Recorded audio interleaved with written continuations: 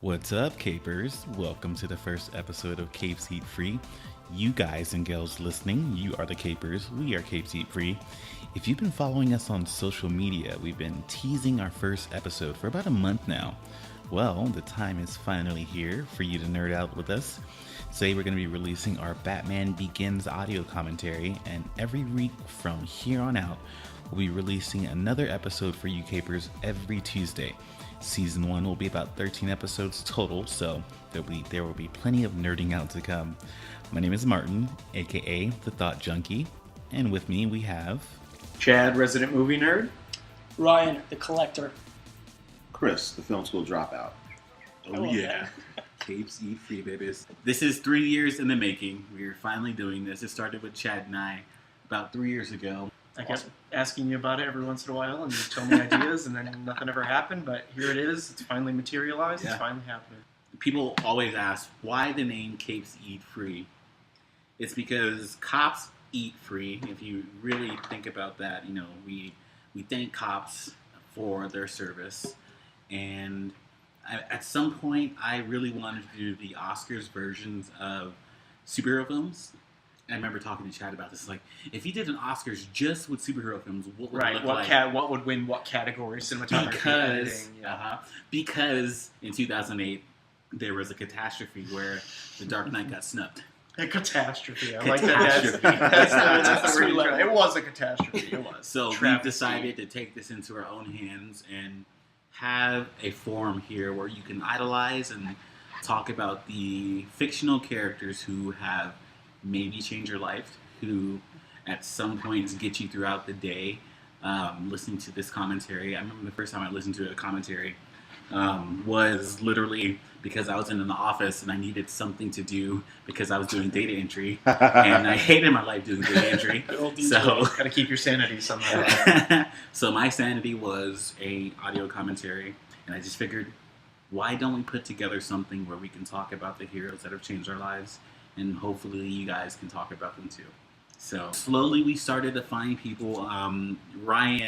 Ryan, Chad, and I all worked at the Directors Guild together at some point in life. And Ryan, I remember, was so excited about the Avengers. He got me so excited about that film. Did we see it together? I don't remember. I don't know if you mean like at the DGA or... I think he went to, not Universal City Walk, he went to an AMC somewhere to watch it. Yeah, we might have done. I know I saw the movie about 5 times. Yeah, I was going to say, you probably saw it multiple times. You were really excited. I love that one. But I saw it 3 times. That's a good amount? Yeah. Well, I guess we're all nerds, and so that segues, that we can segue into introductions. Great. Who wants to go first? Chad goes first. Okay. Me? Yeah. Oh, well, this is Chad. You are who? Where do I start? No, who are you, though? Oh, who am I? What's your profile? I'm the resident movie nerd. Is that it? My question mark or an exclamation? Well, we all are movie nerds, but yeah, I mean, for me, what really captures me and what I like to pay attention to and what I like to talk about is a lot of the like the behind the scenes stuff, the trivia, the technical aspects. When I'm watching a movie, I mean, obviously I'm paying attention to the story and all those things, but for me, my brain's always going towards like the cinematography and how did they pull off that shot, how did they do that effect and musical score and just stuff like that. That's the stuff that really fascinates me, and that's what I love about movies, and part of the reason why I got into this business in the first place, why I'm here in LA and doing all that. So, yeah, and I met Martin and Ryan here back in the day at the Directors Guild also. Did you? Yeah. All right, how do I follow up with that? Shit. I'm Martin. the thought junkie. So I too watch films for everything that Chad just said, but I like to look at it from the point of view as how can this message positively affect the world, affect kids, affect people who are going through tough times. Like, how can we watch this film, Batman Begins, and better our lives after it?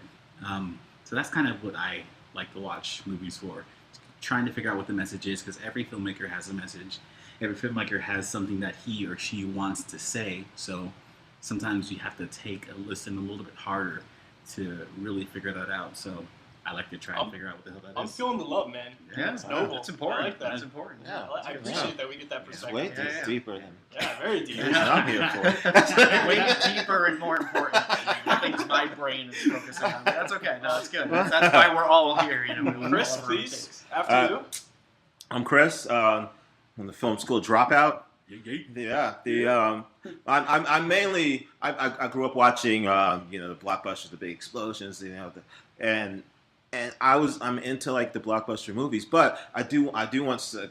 I like story. I don't want just a bunch of explosions. I want there to be a purpose for it. I like characters. I like characters. I like story arcs, but I do like an epic movie. So I like to look for a mixture of that and when I watch films, not just being part of me when I'm in film school. I would watch a lot of like indie films, and I would like the story. But to me, I didn't feel like there was no commercial appeal. There was no to make them bigger than like the person watching that understands it, and which is important. Commercial appeal is important. Yeah, and true. When I grew up around people where we were watching, we're watching explosions. We're watching Indiana Joneses. We're watching, and yes, there was great story and characters in it, but there was also commercial appeal. I love that stuff too. Yeah, I know. I was going to say, there's great little indie movies here. Yes, yeah. I mean, I've found too, like as we get older and our lives get busier and stuff.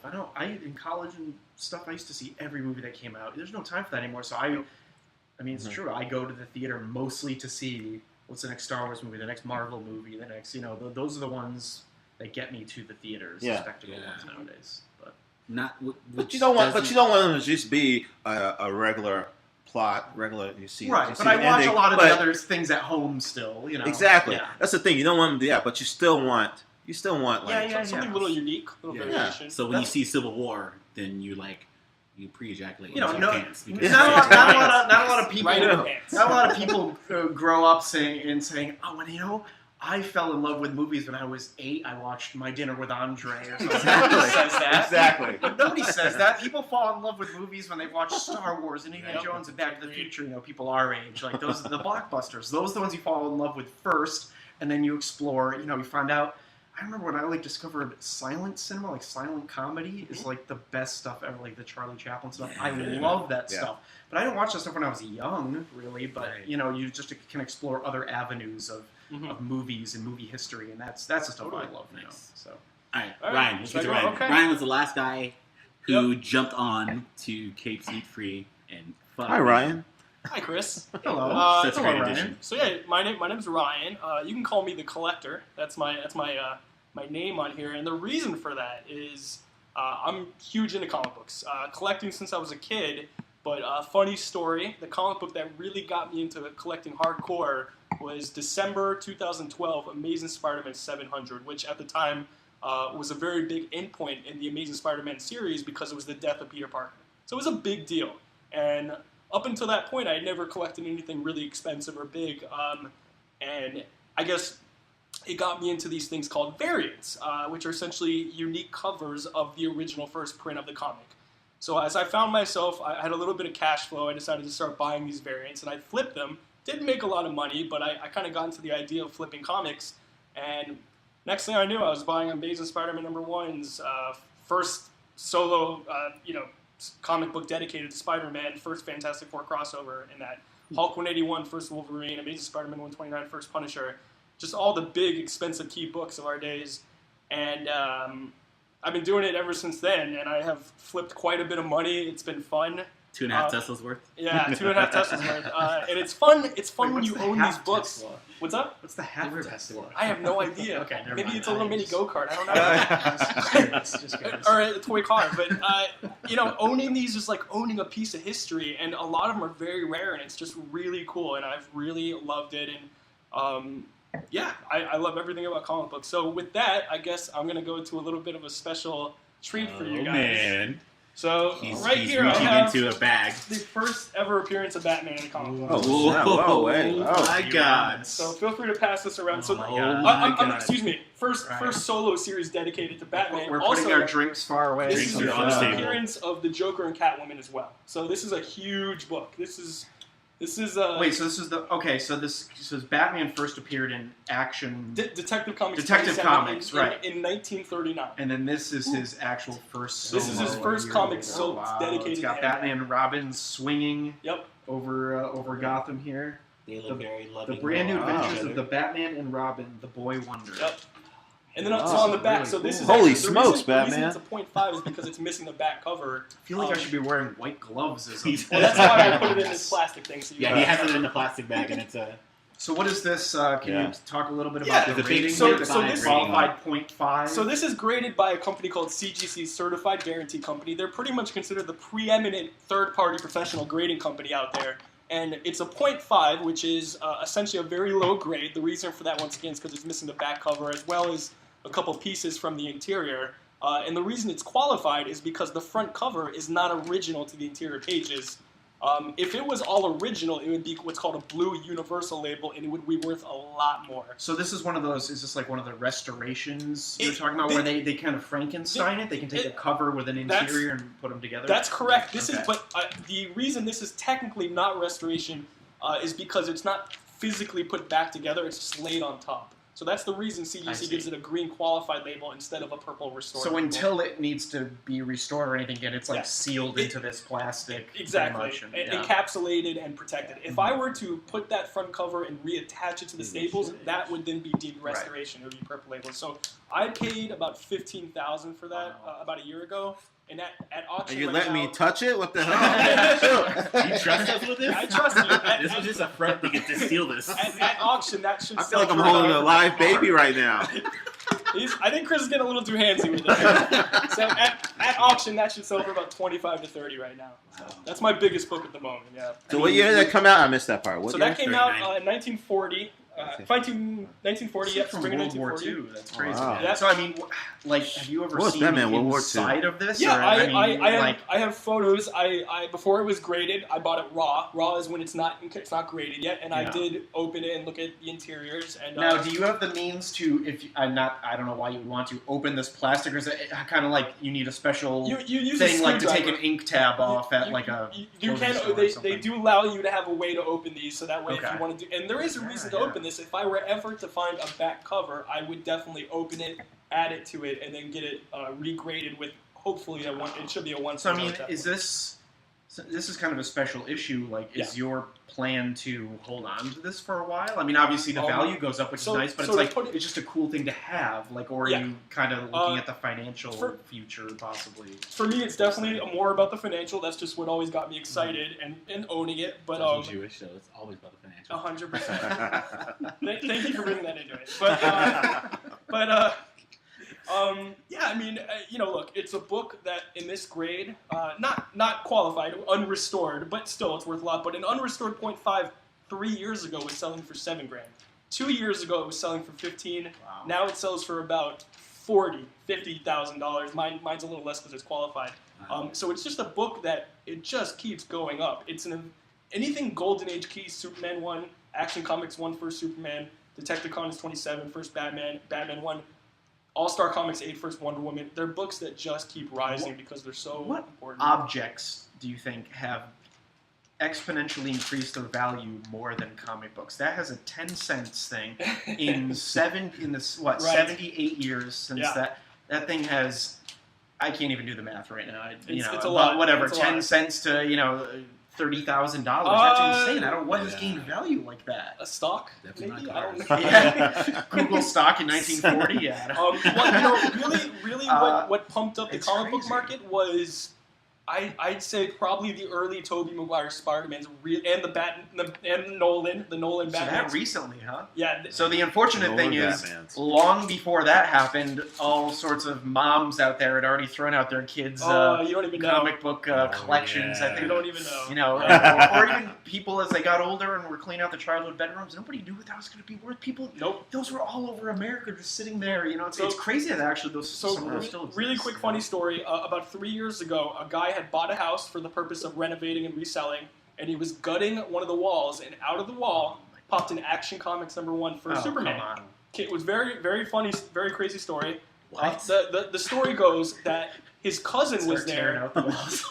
Tearing your walls. Tearing out the walls, yeah, gutting the walls. Yeah, he just bought this house. Tear your walls out. His cousin was there, and they were fighting over the comic. God knows, had they not done that and destroyed the comic a little bit, what grade it would have got. It They ended up ripped getting it? a 1.5, and it sold at auction for $175,000. But it wasn't like It sealed in anything. Yeah, The conditions, it was actually it was just raw as it was when it came out. They tore it or something. Had they not done that, it could have been a $400,000 or $500,000 comic at that point. Listen, So at some or point, more. But we will find someone from that family here in Cape Seed Free and have a conversation with them. That is our goal at Yep. some point. Yeah, sure. so when we have Superman, Yeah, I would like movie- to know how it got into the wall. Right? So when we do a Superman movie, I'll have another special thing to bring. Ooh. So. Okay. All right. Okay, Then yeah. this is my next. All right. So with that, let's do this. Oh. After 18 minutes of pure talking for the intro, which is all gold. Oh, yeah. All right. So. Oh, yeah. We're very glad to have all of you listeners who are listening to this, and If all you're of you just look chiming in right forward- now, we look yes, forward to having you missed along out. for the ride. Yes, this is Batman Begins. All right, let's get a countdown. We are at 5, 4, 3, 2, One. 1. Let's get it. Awesome.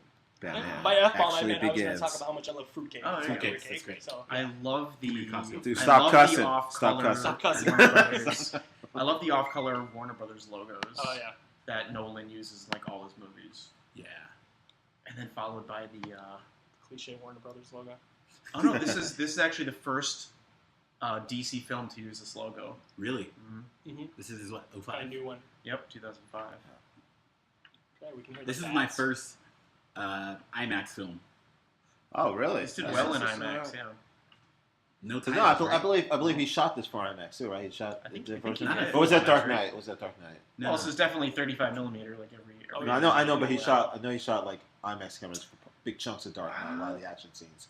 I don't think- maybe he didn't do that. I think he did select scenes, possibly. Yeah. So interesting. Tough This is night. going to be a little tidbit that I wanted to Yeah. throw out, but Do it. we're introducing Rachel into the Batman universe right now, and that is actually a Who's character Rachel? that was created solely for the movie. So that was not an original comic book character.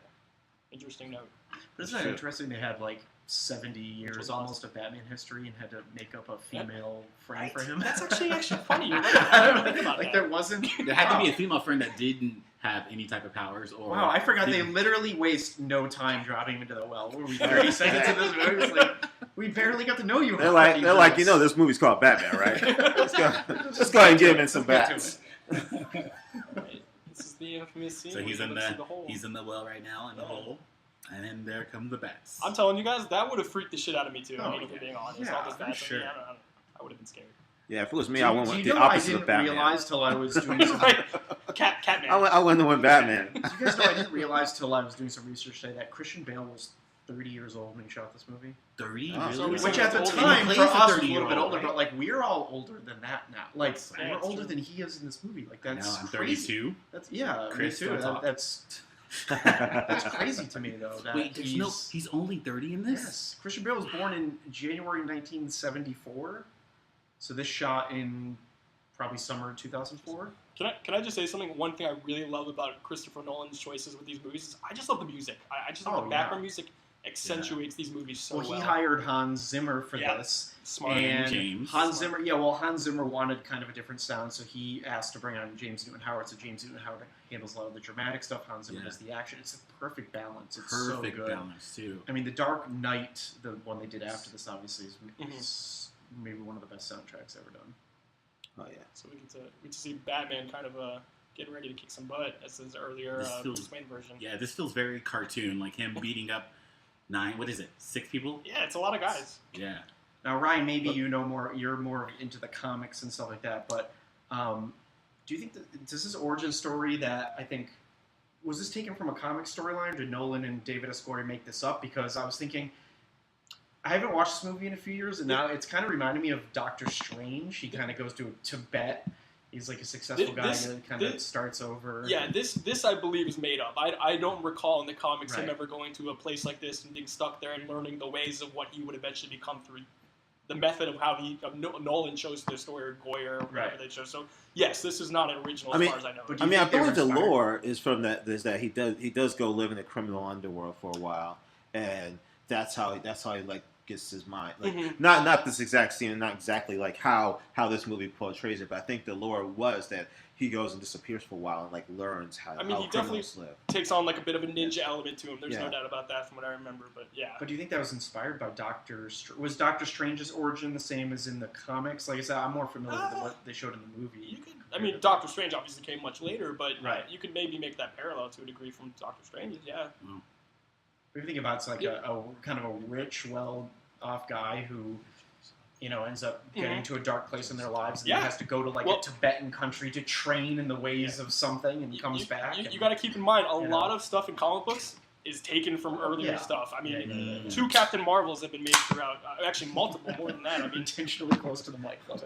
so. Oh yeah, Cap. Yeah. So origin stories definitely have followed suit, and you might be right, Chris. I might be a little off on that aspect of the origin story, but I don't know if it went exactly like this in him meeting Raish. It's funny that he pronounced it Roz. Just now, huh? And there are multiple ways of saying it, supposed but to say? I always thought it was Ra's al Ghul. No. Until Liam Neeson said it. I've always known it to be Raish, but it can go different ways. So Nice. So now we're looking at Bruce and Raish. thank you. Or I'm just going to call him Ra's al Ghul. Whatever. Ross. It's good enough for Liam Neeson. They're in the prison, and this is our inciting incident. This is great. So you know what's interesting about this movie is, obviously Christopher Nolan's brilliant, but like his casting in this, Liam Neeson up till this point was playing mostly good guys, heroes and things like that. Are we assuming people who have seen this movie?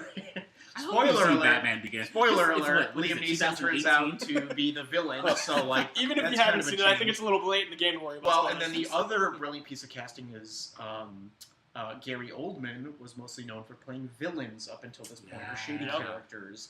From everything to Air Force One to even like Sirius Black is kind of a shady character and other things like that. Yep. And the Professional he is the one member of the Gotham City Police Department that's not corrupt in this movie. He's a good guy. You know what I mean? So you can't go wrong with Gary Oldman. Oh, He's no. just a great actor. So he was such a great choice. I will say Liam Neeson was good in what was it? I mean, a good guy in Phantom Menace. Which I Well, no, believe- Liam, no, this. that's true. Yeah, but no. No, I'm saying he always did play good guys, and in this, he's The bad guy. villain. Yeah, That's what okay. he's But Iceland. also, he was supposed to be the good guy right Right. now. Well, it's kind If of, you that's don't know why, the character but that when kind you of turns watch on this its head. movie. You Yeah, because of exactly. like Phantom Menace, he was I like like the mentor and stuff, and then Yeah. it's the mentor, but he turns out to be Listen, bad. this is the Hans Zimmer score here. Like, so now we're looking. Yeah. This is when Bruce first finds that blue plant, and you're just listening to Hans Zimmer's score, and they're in Iceland, and we're like sorry. these wide shots. It just feels so epic. Yeah, I feel like we agreed. didn't feel. Oh, is that Anything. the first use of that theme, that 2-note theme that goes through the whole trilogy? Yeah. It's 2 notes. Think 2 how notes are simple so that is. It's good. like Jaws. Right. It's iconic though. Mm-hmm. Yeah, Iceland. Iceland has been such a big filming location the last few years, but because it's so alien It's and also where Chad crazy. proposed, right? Iceland. well, that is true. I did propose in Iceland on New Year's Eve. Nice.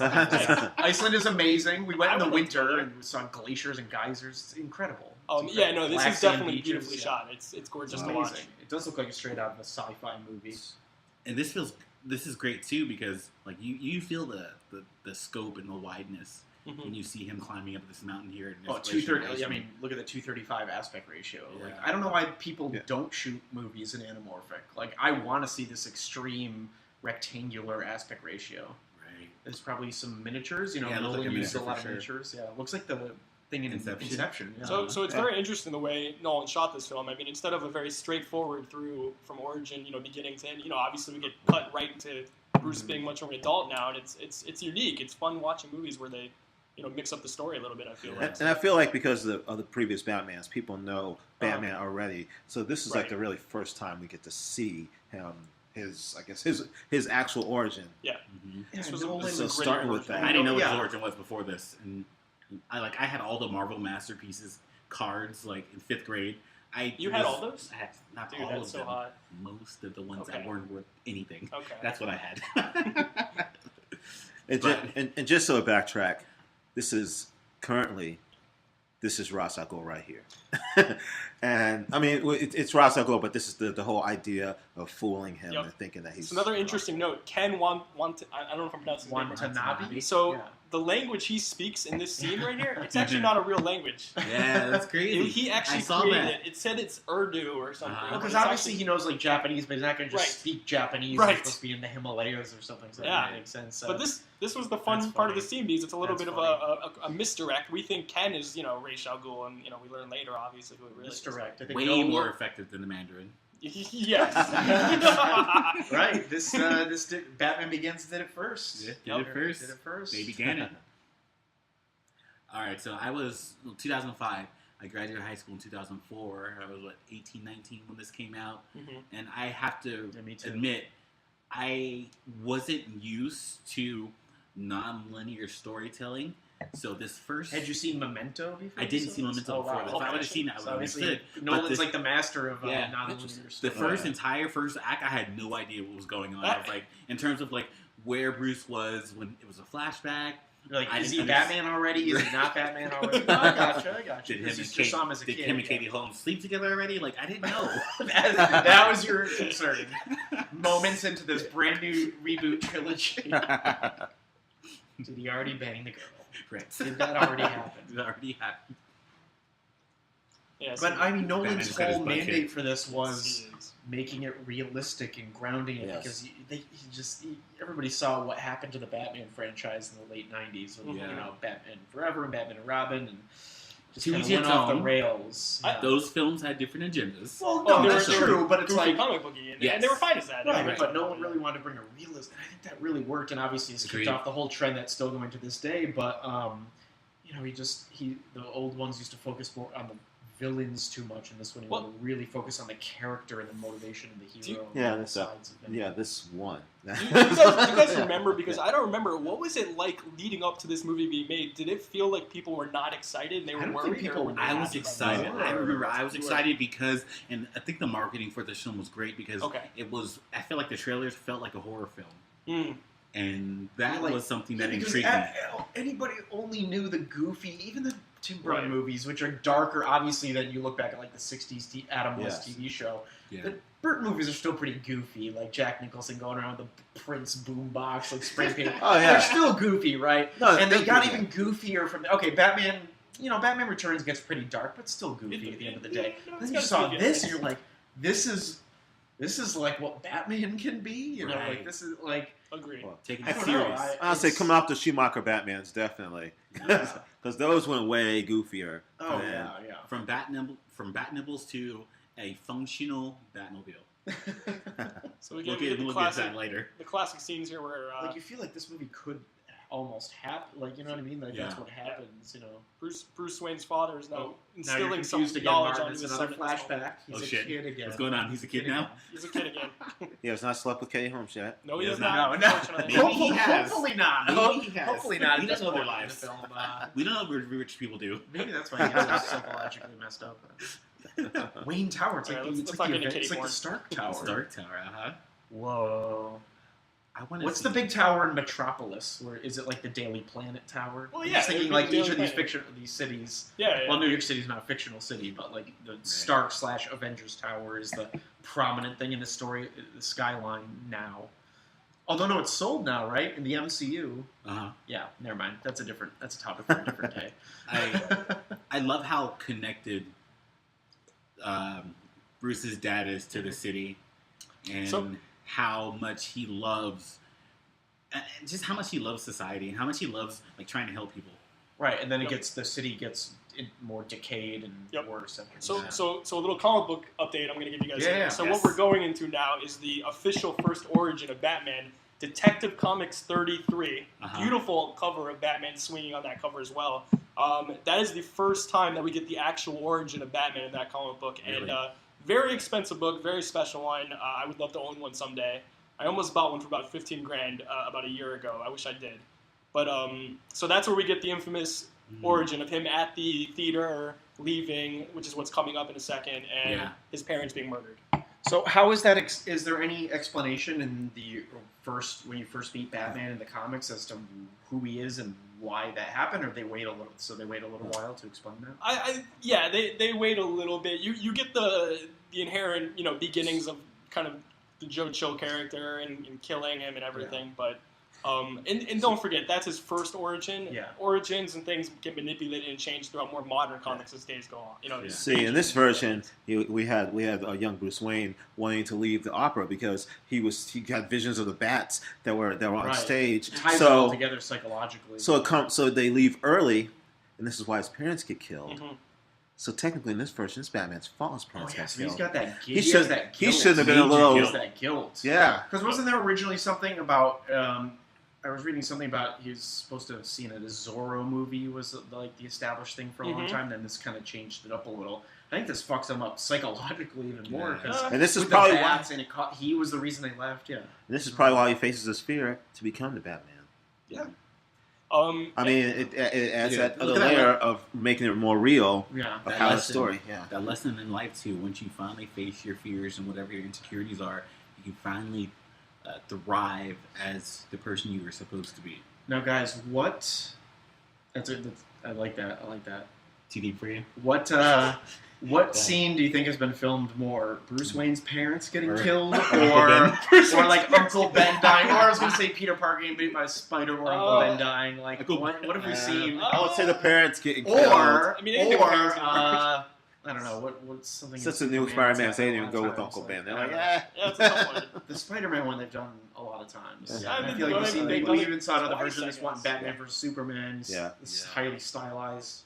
Well, they've done this one 3 times. They did Uncle Ben twice, Tobey Maguire and Andrew Garfield. They did the original Batman one. They did it with this one, and they did it with the Ben Affleck one. So you actually got it more times with him dying. They definitely never did this with Adam West, bro. And they did it with Adam West, I'm sure. Even in the Goofy 60s. I don't know. It's too goofy. That was too goofy. It's too goofy. It's way too serious for that. Yeah. Well, but if you want to go to like Gotham TV, they did that. Gotham TV as well. Yep, 100%. Yeah. So interesting note. One also quickly about going back to the origin. There is one time where they really changed the origin up, and that's in an animated comic movie called Flashpoint Paradox, where Bruce dies. His mom becomes the Joker, and his dad, Thomas Wayne, becomes Batman. Yes. And they're doing a Flashpoint Paradox movie with the current incarnation of Flash. So get ready for that. Are they doing an actual movie? That's the live action one coming. That's how they're doing it. I've heard them refer to it really? as Flash. Wow. That's how they're going to do the Flash movie. It's going to be the Flashpoint Paradox. And in the Flashpoint Paradox, Wonder Woman and Aquaman become bad guys. Yes. Yeah. That's kind of cool. It's like an alternate universe. It's an alternate universe. I've seen the animated feature of this version. Yes, right. As well. Really good one, too. It's good. And it's Flash. Yeah. This is a great moment. This is Bruce after the funeral and breaking down and crying and saying that it was his fault. Yeah. It rips me every time. And Michael Caine as Alfred can't sell it any better. I mean, he's great. Which, quick comic book update, Michael Caine, first appearance, Batman 16, really cool blue cover with a kind of shadowy figure on the front who's Alfred, so just want to throw it in. I'm going to give you that useless comic book. Michael Caine has been. This was his first collaboration with Christopher Nolan. I think now he's been in every single movie since, including just a voice. In Dunkirk, his voice comes over the. Oh, really? I did not realize that. Yeah. And now it's good to make friends with the right people. We're back to jump. Okay, but if you're really paying attention, I think it's pretty obvious. Jump cut back to the bed. But now, I have a question for you, Ryan. Like, okay, so these comic book series, some of these have been running for 70, 80 years, whatever. They've run for a long time. Now, do you know much about the process of writing? Do they sit around? How do they decide when to do things? Like you just mentioned, they kill off Spider-Man in issue 700. Okay, it took them... do they do that to keep things fresh? Or like, all right, we need to really change something up and get people's attention. They will do that, it's break the status quo. Yeah, I mean, arguably the biggest moment in comic book history was 1992, Superman 75, the death of Superman, As far as investment perspective, I know this. Huh? I know this. Doomsday killed him. Yeah, Doomsday The thing killed is, him. they're bringing him back. You wouldn't know that. Give me a point. They brought him back. But in there's certain different versions. characters, though, where a different person takes up the Yes. mantle, like Captain America, The Iron Eradicator. Man. That happens with some of these characters. Or Spider-Man, Miles Morales. It does. Well, but in the Batmans, it was five different Batmans that took over. I'm talking about Superman. Yeah, No. There was Batman. You had Who was it? Boy. You had the Eradicator. You had. It was essentially after Adventures of Superman 500, where he comes back to life. There's that infamous cover of his father kind of laying his hand out to him. You get different versions of Superman until we get the real one back eventually. Well, I meant to say the Batman version, which is I can't remember the guy's name, but it was that took over for Batman. Well, I'm sorry, took over for Batman when he got his back broken. I'm not sure what you're thinking as far as taking over. Are you thinking like a Nightwing kind of situation? No. Oh gosh, man, I can't remember his name. Nightwing. Vincent Rodriguez III for Nightwing. No, when in the comic books when Bane got his back broken. Right. Yep. There's another. I can't remember his name now, but you guys should know. But there was another Batman that took over, and he was kind of like he had like more armor and stuff. And, I'm actually. And then he wound up turning bad. When Batman came back, he had to fight him, take him down. Gotcha. Right. Okay. Was it animated? No. That's from the comic series. Yeah. Ryan, they're on the Frozen. They're on the Frozen Ice, which, as we're gonna find out, trivia-wise, Cue Ryan's trivia. This is my trivia. Apparently, when they were filming this, the icing was cracked. The next day after they were done filming, there was no more ice, and it all melted. So really interesting. Also, quick comic book update: Ra's al Ghul, first appearance, Batman 232. Very, very infamous, famous, very cool green cover created by the very famous Neil Adams, one of the best artists in the history of DC and just in general. And he actually has a store close by in North Hollywood, so very cool. So what's the store called? What's the store called? I'll get it. I can't remember the name of it, but it doesn't have a name that you would think would be obvious. But but I believe he even goes there sometimes and sells stuff. We'll get you guys some advertising. We will. Right. We will. Let's remember your name. I also have to point out, there's a lot of audio commentaries online that deals with superheroes, but I think ours is unique because we all work in the industry to some capacity, and like I've known no one like Ryan to be able to say all of these different things about comic books and the collections. Because I have no life, so helps out. He has no life. Yes. Martin, can I just say, you should have opened with this. People are like already been listening to us for over a half hour or something. Like they would have either turned it off by now, or you're trying to sell it to them after they're already right. Well, he's telling you why you should stick with us if you enjoy what you've heard so far. Stick with us for the entirety of the movie, This and is as we go on to other. Do we have? No commercial breaks. Oh, okay. Sorry. Okay, continue. Sorry, but yes. So, go ahead. Then we have Continue with Chad. your endorsement. Yes. Chad, the factoid guy, like Jeeves over here. Remember Ash Jeeves? Yeah, Does Chad. anybody remember that? Yeah. No, You no, probably jump cut. you have to be at least like. 30 Where are we, Chris? Where are Bruce we Wayne now? has just returned home. Can you be the narrator from now on? Because I Bruce love Wayne it. has just returned home, and I like how they make him look younger. Yes, I was like going throwing to his say hair, it's the all the bangs. bangs. He's got Lots of bangs. an emo look to him. When I was 22, I kind of wore bangs too. Like it just Well, I'm not hanging out with you. I don't if you're know. watching this, you'll notice how Michael Caine's pulling off an Alfred being mad because this was his place to himself for so many years until Master Wayne came back. Now he has to go back to being a servant. He has to go back to being a servant. Look at that. Every room in this mansion. All these white sheets. They were. He before. just knows he has work to do. He hasn't done any work for however many years. It's like, dang, I was making a paycheck. I gotta wait on this spoiled brat every day now. No, come on. We know Alfred loves him. Alfred's there for him. I know. He's his father. He's the figure. glue that molds him back. Yeah, to that's the why he world. opened the door. That's why he opened the door when he came back. Exactly. So my question here, okay. He didn't claim squatters' rights. Let's go deep for a second. Let's go deep. As someone who grew up without a father, Okay. watching this, Bruce has so many father figures around him. But what I really wanted to see was what was Bruce's relationship like with his mother? You always see the mother dying, and both of the men just jumping in, trying not both of the men because Bruce is a little bitch, but he's Well, that's what he got from his mother.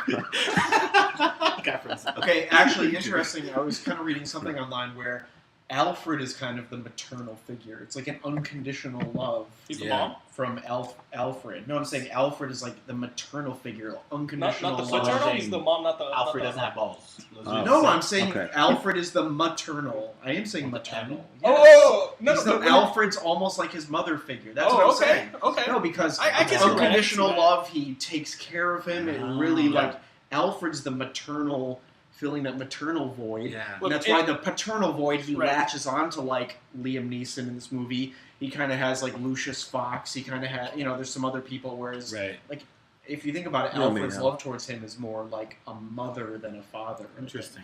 I don't know. I do want to say So this. Alfred is a helicopter mother. What you're saying? Sure.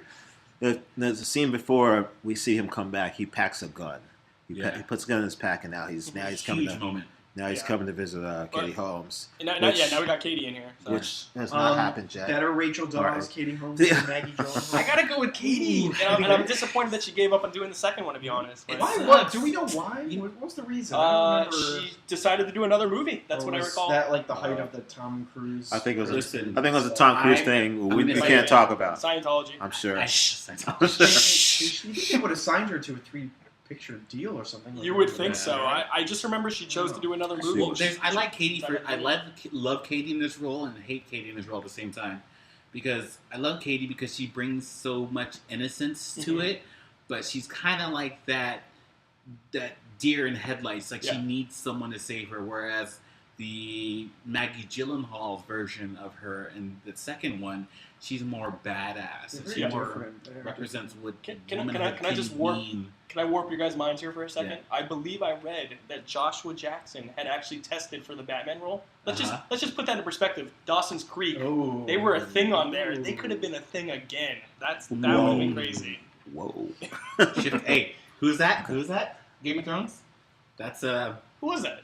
What? I Wait, don't what's think his that name was again? The guy that shot the parents of Bruce Wayne's. This is the guy who shot the print. Cool. He Right. also Is plays. it Game of Thrones? I don't think He plays in Game of Thrones. Thrones. Yeah, he plays the. No, Joffrey's later in this No, movie. not Joffrey. He's in No, it's clearly not Joffrey. Joffrey's in this in movie. it. No, He is. Joffrey that's- is in this that's movie. the Night Joffrey Prince. isn't. We'll You're point right. that out when it That's the happens. Night- We'll the point that Prince, out. whatever that name is of the guy that threw the javelin at the fucking Oh, the dragon. Night, like the Night He's King? Night King. That's the Oh. Night King right That's there. the Night King? That's the Night King. No, Guys, I didn't wow, know that's that. I didn't know interesting, Cho the was Night the Night King. King. What? Guys, this isn't my role. My Okay, role I isn't didn't the know. fat Oh, guy. sorry, My I- role is the tree. My hugging bad. guy. My bad. You got This the is knowledge. very You're right. like. Is this supposed to be like See? Lee Harvey Oh, Oswald? Joe Yeah, Chose this got is shot. Look at that. It's very Jack Ruby. Lee This is where he Harvey sees- Oswald right here. Someone get killed. He was about to use a gun. Batman doesn't use a gun. Can you But- imagine if Bruce Wayne would have shot him? We wouldn't have had Batman. Nope. This is like, who's the guy from the guy who shot the wrestler? Wrestler? Which God. wrestler? What movie is that? In the wrestler? Or Like Oh. Foxtrotter? What am I? You know what I'm thinking of? The train thing. What? Never mind. Say him Well, something. I think we get that Go semi-other Go maternal past. character Go past. now because Rachel definitely puts She- Bruce in his place in this Trying film. to take care of him too, but Yeah. it's a little different because she's. I mean, they're That's a like love the same. interest. They're like the But- same age. But the I conversation get you it. had is having great. Like, what does do you think a rich person fully understands what someone from a low socioeconomic community is going through when it comes to That's a good money? question. She's obviously trying to Well, help him understand right now, that's for sure. But yeah, it's a good question. I was gonna say There'd be no Batman not to without get Rachel. political, but I don't think our president can fit Ah. that description. But, you know. This is 2018. Fair enough. guys. Yeah, 2018. Yeah.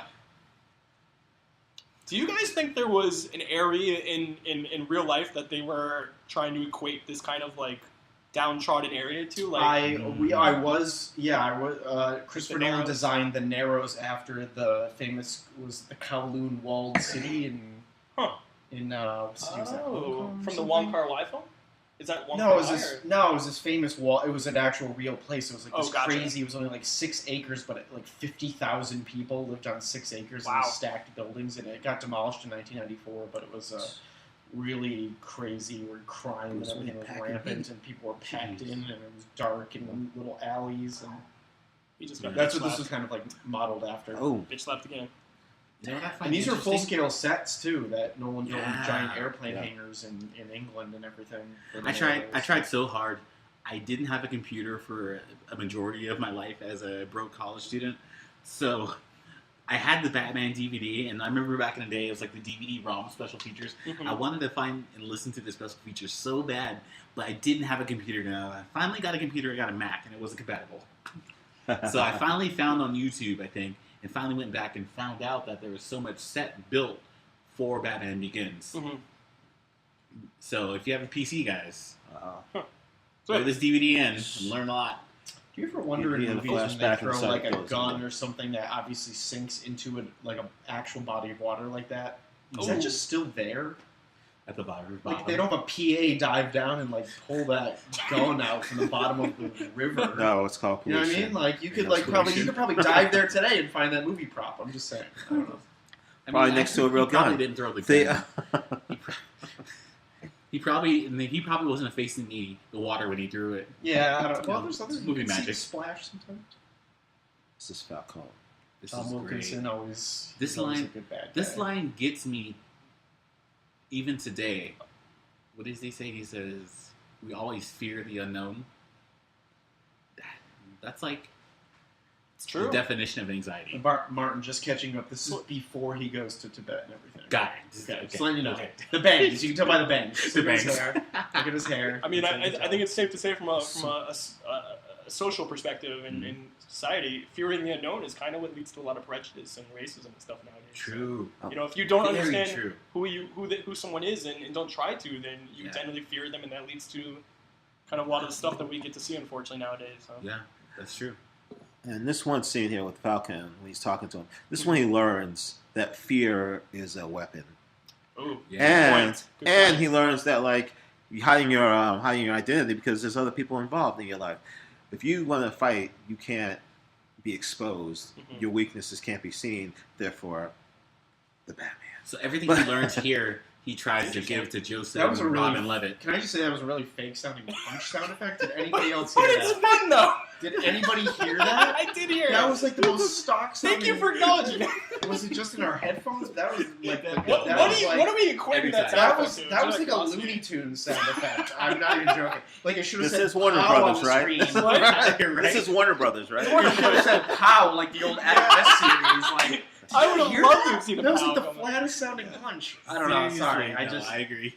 Okay, so special effects guy dropped the ball there for one. Yeah. moment. Dropped the That's ball. okay. We can- Fire that we guy. can- Oh my we God. can- Dude, Nolan's not perfect, all right? You know, this is before. You know. Although every So- Nolan fan. Although you know, speaking of Nolan's demand for perfection, you know he didn't didn't have a any second unit. He yes. oversees every We single read shot. IMDb too. I know, it's insane. It's crazy. The guy he gives the jacket to here, he's like, I've seen him in movies. I love that we get this actor for this such small role. It cracks me up. I love Yeah. it, but like, why not? I guess why not Yeah. use like a somewhat known actor for that? I don't know his name, so I guess he's not that well known. No. But I've seen him. I mean, he's done a lot of gangster movies and stuff like Oh, that. has he? So, I have yeah. to say. You know, part That's of why he has lines. Nolan's big influence for this movie was Blade Runner. Actually, Yeah, Right. I read that. I had no idea. And Stop, I've been stop saying really. you read it. He didn't. He read it. I mean, no. Hey, we do our research before I know. this, but it This is- shows. It's like we've that known this dark, since day one. gritty- It's great. No, I believe you. I got you. I know. I just saw the first Blade Runner fully in its entirety a few months Recently? ago. Recently, yeah. Did you watch 2049 after too? I watched 2049 second, So now, Okay. yeah, this one he becomes a criminal. So good. Right. Yes. and I fully understand that. That was really revolutionary at the time. What Ridley Scott Yeah, came dude. up with. All right, we need more beers. He does the Tony And Stark I thing. need another. Or Tony half Stark of does his Brian, thing I at this guess. point because he realizes it's his stuff. If it's a dark beer, I don't want it. But if it's a light beer, I'll take Bud it. Light. Bud Light. Is it, you got any light? He's the guy who Yeah, owns Bud Light, these. Bud Light. the Whoa, wait! I just realized something. Okay, Yes, Wayne. it's Tony What does Stark. Wayne Enterprises actually sell? Is it like? Is Well, it they sell a military? lot of Everything. things, but They're like it's Apple. no. I mean, they're. But I mean, there's a lot of similarities to Tony Stark here. Yes, no, that's just this is what Tony There Stark. really are, and this is got I mean, the this is idea. this is before. I mean, If you watch I the don't know, first I one, feel this is like- Iron Man. Yeah, it kind of Iron Man was 3 years after this, but I'm now kind of the comparison like, the of how billionaire they with, like used they have the company Bruce that Wayne releases technology things. and Iron Man, right? Yeah, Yes. yeah. Oh, but it's the same thing. They're both the You're rich right. A lot of the millionaires who origin decide to be stories all kind of superheroes. end up You know, overlapping, and Yes. there's only so many things You're gonna probably see. do at the Well, end of the and day. it happens a lot in the movie. You know, a lot of people love to compare Wonder Woman to the first Captain America with the comparisons and the parallels, and say different that wars, movie though. stole Different wars, though. different wars, world but wars. You don't see a lot of World War One stuff I, out there. I say who cares? Like, I still enjoy the movie. Yeah. Who cares if they steal little previous movie stuff? Well, what they've had to do with a lot of these characters, update. Obviously, a lot of these characters came to be 50 years ago. They've had to update the wars. Like we were talking about this during, we've talked about this. Like Iron Man started as the Vietnam War, and that had to get updated to the Gulf War, which then got updated to Afghanistan and Iraq. So. So I gotta wonder. This is right now. We're at the phase where he's kind of joining the League of Shadows, and I gotta wonder if that I can't remember the name of it. That blue lotus-y kind of flower that has the psycho aspects of it. Yeah. I wonder if Raish already has it in his mind, already planned out of what he plans to use that for to eventually put it into the water system at the end of the movie. Like I wonder if he was thinking that far in advance. Okay, I know I we feel like haven't he gotten would. to it yet in this movie, but how does Scarecrow get access to that? He gives it to him. Oh, he Yeah. does. He Okay, does, yeah. and two, I do believe that he does know about this because he does know who Bruce Wayne is, Right. Yeah. Yeah. Correct. and he's He once hasn't become trains Batman him, yet yes. because his Not yet. part is still there. Yeah. Yeah. and he doesn't actually believe at the time he doesn't think that he's going to become Batman and go against Ra's al Ghul. Mhm. He's going to be a soldier of Ra's al Ghul. He's going to be a Right. second-hand so man. he's training him. Yeah. I feel bad for these poor League of Shadows guys. A couple that get slashed on the elbow. That's just not fair. Yeah. So what we can learn from this is Roz is trying to eliminate Bruce's fear, and if you've been following, once you eliminate your fear, you become the person who you always have truly been put on this earth to become. And I think he also wants to push him into the direction that he wants him to go, which is to be the bad boy of Gotham and cleanse it of its evil that Raish thinks exists there, instead of trying to weed it out and beat it over time. What I love about Christopher Nolan is he finds a way to insert social commentary into these high-profile films. Like if you look at this, you got to think about what this is all about: fighting your fears and becoming the person you want to become. Mhm. I feel like that's what Batman Begins is about. The Dark Knight's about terrorism, and then you look at Dark Knight Rises, and for me it's about the disparity in wealth. Oh, good Yes. point. Yeah. Yeah. I think it even plays on the other ones as well, but definitely, that's a good point. That's why I love Nolan so much, is because he's still conscious about positively influencing us through someone as big as Batman. Good job. Do you know there's a scene in Bruce, every Donald. single of Christopher Nolan's Dark Knight trilogy where the main bad guy portrays one of his own henchmen? You have the Joker at the parade. Well, Joker at the In the very Dark beginning Knight. too. Yeah. Yeah, in the beginning. And yeah. then in Dark Knight Rises, Bane. Bane portrays one of at the very beginning on the plane. Is he on the plane? He's like a different dude on the Yeah, plane he or portrays something. one. Yeah. What's the Peon. what are you guys saying? What's the Just intention? saying, like the main bad guy tricks Batman by portraying one of his own henchmen. I think the obvious one would be Yeah. maybe Talia al Ghul in Batman Dark Knight Rises, right? Maybe it was that one. Yeah, maybe that's what I'm thinking. Well, It's Bane himself, but like, yeah. But yeah, there's that Philanthropist. second where you see the himself. Joker without his makeup on, like in the Yeah. parade, like in Mhm. the Dark Knight, and it's This- just here he's pretending to be one of his own henchmen. So I gotta say the strength of Bruce at this point to not do what he's Yeah. being told to do right now and murder this not Murder innocent this person, criminal, but yeah. still it's not you shouldn't murder him. He should be brought to court. It's a crazy strong thing to do. I mean, just Yeah. thinking about the perspective of what's happening here, so it's pretty cool. I mean, Christopher Bale or Christian Christian Bale. Christian I Bale. like Sorry, I was Christopher saying Bale. Christopher Christopher Nolan. Bale. Christian Bale really puts in a really good performance. Like, I mean, before He this does. movie came out, I honestly only knew him as the kid from Steven Spielberg's Empire of the Sun, which was in Really? 1987, which was 18 years That's before this. What else? You didn't see What else? Newsies? He was in. Not he really. was in And like I had American Psycho. That's why I American was Psycho. Well, I don't even remember if I had seen American Psycho. Was that familiar with me? I think I knew he was in that, and then there was the Machinist or whatever, which he Right. got Right. really skinny for. He was but in Rain of Fire.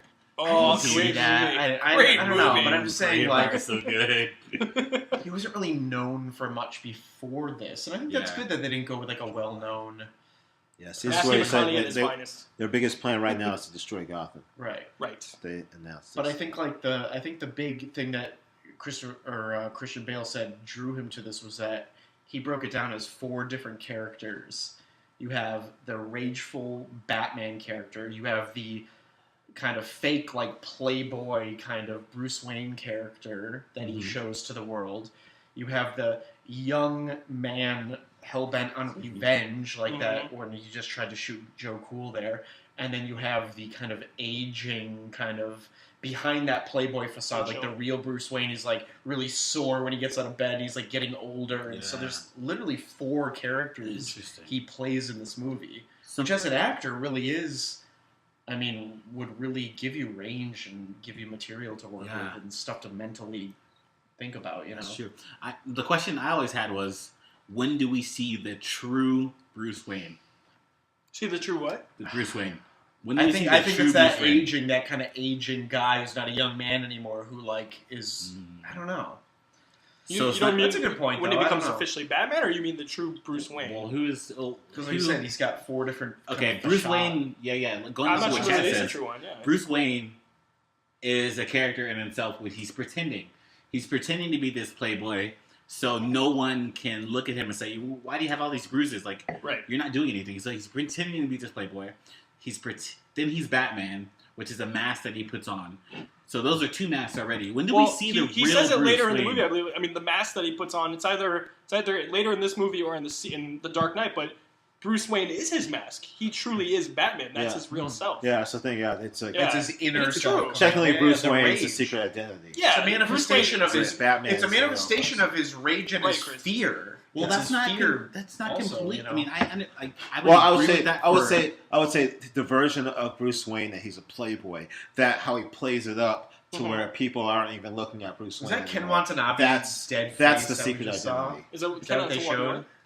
Well, It might have been. Which we Yes. find out isn't. If you want to show somebody's dead in a movie, have them laying there with their eyes open, not moving. Because their eyes are closed, you're like, oh, they just got knocked out. Yeah. People, Yeah, people get yeah. knocked out very easily. So great that's special a good- effects here. That's a good stun. Those are. Yeah. This is a good stun. Wait, I swear to God, there's a comedy that I watch, and this is playing in the It's background. kind of What movie is it? a comedy. There's a comedy with this playing in the background, them falling down. Is there really? Yeah, I feel like it's a Seth Rogen comedy. Like, I don't know. Like knocked up or something. I don't know. Pineapple Guys, I Express. gotta say that's impressive. That takes some serious strength to hold on to. Yeah. Liam Nielsen's character, who looks like he does not weigh a little bit, with one arm while holding on to that thing. That's impressive. So you get to see some serious strength there for what Batman can really do. So Ryan's technically saying Liam Neeson needs to lose a little weight. Yes, that is correct. You gotta start doing the Pilates. He's lucky it was Batman. Otherwise, he would be dead right now. Yeah. So we don't get to see it in this movie, the origin of Raish, but in his real story, he would go to the pool that he uses to He's like regenerate hundreds of himself. years Yes. old, Whereas right? with here, they make him very more human. The Lazarus like- Pit? Yeah, Yes. thank you, yes. Yep, the Lazarus Pit. I almost kind of wish the we one got to see person that. who 'cause I love that truly movie. loves Bruce. Yeah. No, that's not true. That's Rachel when he does. realizes. Oh well, you know, Her too. unconditionally. Okay, for unconditionally. Is there anybody? Did you think there's people in the world who don't like Michael Caine? I'm just throwing it out there. I don't. I'm sorry. I don't I'm know. sure his, It's I'm like sure his unfathomable, ex-wife, right? It's like He has an people say they ex-wife, hate right? Tom Hanks. It's gotta be someone. I don't know. He's so good. He's a classy guy. He's so good. I like him. Wait, where did Martin go? Oh, go to the bathroom. Oh, like, where's this big People guy? don't need to know this. We're trying- They can't see that Martin. I had to let the Disappeared audience for a know few that you just seconds. left us for a moment. I felt very heartbroken. Happy you're back. You may have I'm missed back. some valuable insights. I know. Alright, so Symbol. So here it is. Bruce the is idea telling this is it being born. Bruce is Bruce telling is Alfred also about bad. his experiences, right? I mean, he's going into what he's experienced and how he's grown essentially from it, I believe. We went to the end of the first act. Got it. Yeah. He knows they're coming for Gotham. He knows what?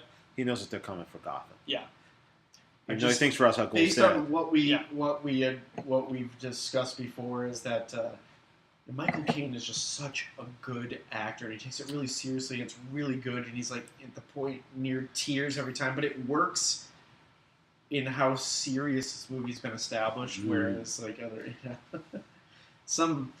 you see some other comic book movies, and some of the actors take it too seriously, which we may discuss at a different time. But I want to see how but Nolan it pitched works this. here. You know, he just came off of what Insomnia at this Insomnia point. was, I think, the previous one. Yeah, and then he's like, imagine going to Warner Brothers and pitching. You know, I want to. Oh, gotcha. Is this the after Did Insomnia? he pitch it, or did Warner Brothers this next ask after him? Insomnia? I'm not sure. I don't know. It's a good I question. think so. Because there were multiple versions in the works. Aronofsky had one in the works, and then you had the Tim Burton one in the late 90s that was in the works. So guys, we got a new character. We got Scarecrow, played by Cillian Killian? Cillian? I think it's Killian. Cillian Murphy, but Dr. Crane. I can't remember the first name. I'm gonna say Detective Comics 62 was his first appearance. And what's interesting about this character, I read the trivia as well. He actually tested for Batman 2. Yeah. He didn't get it clearly, but Christopher Nolan loved his blue eyes so much, and him, that he kept him. He casted him as a Scarecrow, and apparently there were many scenes where he, I guess, wanted him with his glasses off or something to that regard because he just loved seeing his blue See eyes. those baby blues. Baby blues, man. Well, it's interesting because, okay, so we jumped to Act 2, the beginning of Act 2, with him, Scarecrow inside the court. The court, thank you. Mhm. And immediately you see his big eyes and you understand that he's a villain. You know? Yeah. This makes me go back. This goes back to Unbreakable. You know, I hear that. when they're talking about villains versus. Wait, did he say villains have the huge eyes or baby faces have the huge eyes in Unbreakable? I don't know. I think you're kind of wigging me out with this a little bit, but I like it, man. Too deep. Too many movie Yeah. references. Yeah. One. Let's say that when we watch Unbreakable. Future episode will definitely Talk be about that. And I just want to give a little praise to someone, a couple people. I just want to give praise to Bob Kane, and then the person who gets a lot less love, who needs to get more. And Bob kind of screwed him over, but Bill Finger. They were the original creators And of now Batman. he wasn't so- acknowledged This is till goddamn a few years ago. Batman. a few years ago, and there was a documentary on it recently. Yeah. Yeah. Now So- this was the first live-action Batman production after Bob Kane's death. I believe he died. Oh, I didn't Really? know. I that. think I he didn't died know in that like late either. '98, which Yep, was after that sounds Batman and about right. Robin. So this Yeah. was the first one that came out after him. So he wasn't. I think those previous movies he had actually been listed as like a creative consultant or something. Mhm. But, Yeah, not a very in this one. Bob Kane, very interesting character. I mean, he created a very different version of Batman, almost a goofy one, and it was really Bill Finger that artistically morphed him into the Batman we come to know and love. So Okay. in Detective Comics 27 once again. So yeah, you got to give him praise, but I would remember that recommend wasn't watching it- the documentary Yeah. Bill and Me, I think it's called, or Okay. I remember reading about that a few years ago, where like it had always just been Bob Kane, Yep. and then you could I don't know if it was like the estate of Bill Finger. Somebody Mhm. fought for it, and now he's credited as the co-creator. And Yeah. they- You could Batman. really compare Bob to Stan Lee, but Mhm. not as wanting to give credit when credit's due. At least Stan gives credit to Jack Kirby and other people in the artistic world, and that he was involved with. So Yeah. Question: answer. how many signatures do you have with Stan Lee? Not a lot. I have one comic right now, and it's not like a particularly too special one, but there was a time where the signature market, it's a very niche market, but there's definitely a market for it. I was going to about 10 conventions a year, Comic-Con San Diego, WonderCon, San Jose Comic-Con, Long Beach Comic-Con, a bunch of them, and I would get 8 to 10 signatures of Stan on multiple comic books. Wow. $70, $75 a pop. It was costing me $600, $700 in total each time, and I was flipping them, but he's signed so many things. It's not rare at all, but that doesn't matter because his signature still costs money, so there's a premium with it. Yeah. And depending on what you get it on, if you get it on a modern Spider-Man comic or something, maybe adds a little value. If you get on an Amazing Fantasy 15 from 1962, Yeah. first ever appearance of Spider-Man, Yeah. it's going to add maybe $500 to $1,000, even though it only costs you maybe $120 to get a signature. So Jeez. because it creates rarity as well, Yeah. But That's really cool. Yeah, so I only have I could buy something. They're not hard to find, even older ones, but I just don't happen to have as much. Yeah, right while now. he's still around, he's what, like 95? You gotta. I think that's right. Yeah. Yeah, I think he's. I mean, he's not. Yeah. Stan, you're not doing too good these days, man. I feel bad for you. You got some bad stuff going He on. just But I hope dropped you his recover. $1 billion lawsuit against Mhm. POW Entertainment or whatever. Yep, but, I saw that. I know Kevin Smith has been looking out for him, so I hope that I goes just well. want to say that last scene with Bruce confronting the swarm of bats. Apparently, at the time this movie came out, a psychiatrist or psychologist, I'm not sure of the actual proper term, really praised that scene as I think it's a good example of, I think it's called exposure, where somebody who has a really crippling fear of something actually forces themselves to be exposed to it in a way he cowers at first, but then he kind of like opens up and stands up and like really like opens his arms and like embraces the fear. It's a good way of like coping with it and getting over it and dealing with it. And That's like the psychiatrist community, when this movie came out, said, yeah, that's a really good example of that. right for people who have anxiety. I love they this say scene. like go out to if you have a fear of crowds, what you should do is you go out and be in a crowd for like a few minutes and then like leave. I mean, that So a lot of gives you times that it's exposure. unfounded. It doesn't make sense, and you have to just kind of expose yourself to it. This took Bruce some cojones to come in here and do what he did here. This really starts to show us the bad boy Bruce that we come to know for his alter ego. Yeah, the mask is really deep right now. Mm-hmm. I can never remember this guy's name. The guy who plays the kind of head of the company at the Rutger time. Hauer Oh yeah, he's a great actor. from Blade Runner, I love that guy. He's great. like Tears. Yes, Yeah, that's him. it's him. That's That shit. Nolan really going with the Blade Runner influence. That's why I wonder if that's why he was cast. It could very well be. Yeah. It's apparently said that I believe I'm going to do another show. Nolan sat the crew down, had them watch Blade Runner, and said, "This is the movie we're going to make." Into some regard. So Yeah, it worked. It really worked. Yeah. It did. I love hearing about that. You hear a lot of stories with Mhm. certain movies where the director sits down, his like main people, cinematographer, whoever, and just says, "This is what I'm going for," and this is the tone. And but I also think about it too. How do you know? Think about this, Martin, on the technical side when you're shooting something. Think about your single shot setups. How do you really know what the tone is going to be before it's completely assembled, just on a shot by shot basis? Yeah. I mean, it really comes That's down why to that. some It really comes down to the directors- cinematography and the music and the. It's have like this planned you have out. to really get it while you're filming it too. You have to. I don't know. It's Yes. just really hard. To That's what only makes see me- the big picture. That's what makes me really love directors like who shoot those long takes without coverage. Like you really have to channel. You really have to understand. Although that was supposed to be like a really subtle name drop. So we Yeah. just got introduced to Morgan Freeman's character Lucius Fox, who doesn't come, believe it or not, he doesn't come till kind of much further down in the comics. Not till I can't remember if it was in the Batman series or the Detective Comics series, but he doesn't come till like the 3 or 4. I think it's in the 300s, maybe or 400s. But How for many some years reason we in just is didn't get that? introduced to him How for a many- while. How often are issues for comic books? See, this is something I don't know. They used to be monthly, Monthly? and Okay. it It's can turned to weekly, vary, right? but for the most part, I mean, it depends on the publisher. It's For kind of DC, crazy to Marvel, turn out a whole comic book in 1 month. Like that seems like kind of. Well, back There's a in lot the of day, it people was bought- obviously a lot different the Yeah. way they did it. I mean, the writer's room was probably different, and the way you physically created the book obviously was drastically different. So it took more time. Now you can Okay. put comics out pretty quick. I do want to say this compared to one of the differences between you have with with comic book versions of Batman and the movie versions of Batman, as in the scene, is that in the comic books he has just a regular outfit on, he's a suit, he moves around, he dodges bullets, he does everything. In every movie version of Batman has to have some kind of Armor. bulletproof Kevlar Yeah. because in reality he's not agile enough. He wasn't He has agile enough to technological- dodge everything. Right. Yeah. So Okay. he has to have these like bulletproof Kevlars, and Correct. that's kind of except for the 1960s one, the live action, all the live actions have some kind of Kevlar because they're like that's Yeah. real. What's- Is that what's- because there's? Well, Go ahead. let's look at this from a society standpoint. Was that because there was less access to guns back then? No, when Bob Kane and Bill Finger and the original and Jerry Robinson, the original creators of Batman. Yeah. Well, actually, I'm going to contradict myself. He does use guns in the beginning. He actually does. Most people are like, Batman would never use guns, but he actually did in the beginning of the comics a little bit. And then they decided, you know what? For this guy to truly be the Dark Knight, the hero that he wants to become, he can't kill someone. He just can't do it.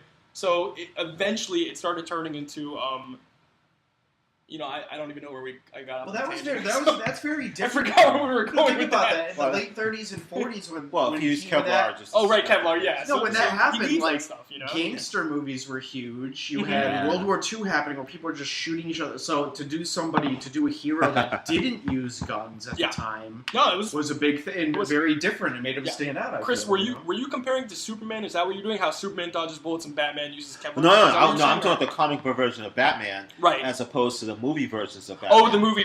Gotcha. Okay. all the movies and like just the live action versions of Batman. Gotcha. He always has some kind of armor, where the comic books he uses a gray suit on, or except for Frank Miller's version Oh. of Batman: The Dark Knight, where he eventually does have that that's the suit. older one, the older version. And that's like an early '90s, I think, comic. So it's a little newer. It's a modern comic, but and two, I mean, in that version, he's a little slower because he's older. He's too. older, exactly. So. Well, I still think that makes Batman more interesting is that he doesn't have superpowers. He has technology that kind of like Tony Stark in a way, but it's like some of these superheroes are just like seem so invincible. Yes. Yeah. Well, it's and funny. It's like they're not going to kill them off. And, No. I mean, I still don't think they're going to. Well, it's funny because most people they'll do polls and stuff and be like, all right, the end of the world is happening. You can choose Superman, Batman, Deadpool, like whatever, mix it up, do like multiple publishers. Who do you want to be the guy to help you out when the zombie apocalypse comes? Most people choose Batman. Like, why would you choose him over Superman, who's like invincible? Because to everyone, Batman's the guy. He's the one at the end of the day that he's a genius, like ultra level smart. Because he knows what's going to happen. Because Superman is conflicted. Yeah, hardcore. I feel like they're he's all more conflicted. All conflicted, right? But Batman just always seems to be the guy that gets the job done, no matter who he's up against. Superman has the option to be conflicted because, hey, if he makes the mistake to go the other way, the bullets don't hurt him anyway. So, they bounce off heaven. Don't hit me next to him. So, yeah, I think Batman was a level half the city. Man of Steel. Kill thousands of innocent people. So we're almost at the James midpoint Gordon. of this film, and James Gordon's reintroduced. Reintroduced. I think this is the first time Right, now, this is the first time we've seen him in the Second modern. scene, but we've first. seen since he was a kid. Right. Now it's okay for me because we're caught up. continuous I think we're caught story. up now. We're not doing flashbacks back and Nope. forth. No. Like young Martin's not confused right now. What if Nolan made? What if he pitched to Warner Bros. To make this in the style of Memento? And Bruce Wayne trying to figure out who he is.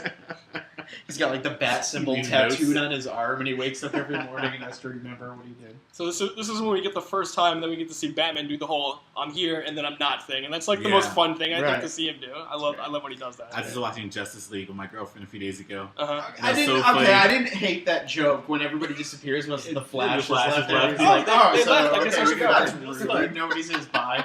Okay, I didn't hate that. Yeah. So this is the poor man's Batman right now because This is the po' boy of the Batman. he's doing his best to get from one building to the next, but he's He struggling tried a to little be bit. Neo from the Matrix, but He's like, damn, I gotta start getting some Kevlar stuff going on because that hurt a little bit. some lightweight shit. It's so crazy how he can deliver that line. Who is that? Just some nut, and we already know that Gordon is going to team up with Batman. Mhm. Just by the way he delivered that line. You can, Right, you which, can like feel I like there's said, a little is truth to different what he wants. because Gary Oldman is. You kind of expect him to be the bad Russell guy. lightweight a lot of fabrics. times, So. Yeah. Yeah, Fox. I was watching the animated series, and Fox didn't come until season 2 or something like that. Yeah, I mean, in general, yeah, he doesn't really come and play until later. But he's a great character, very He integral. is. I love Lucius Fox in Gotham. Chris, he's James black Bond in the version cartoon 2 as well. It's Yeah, amazing.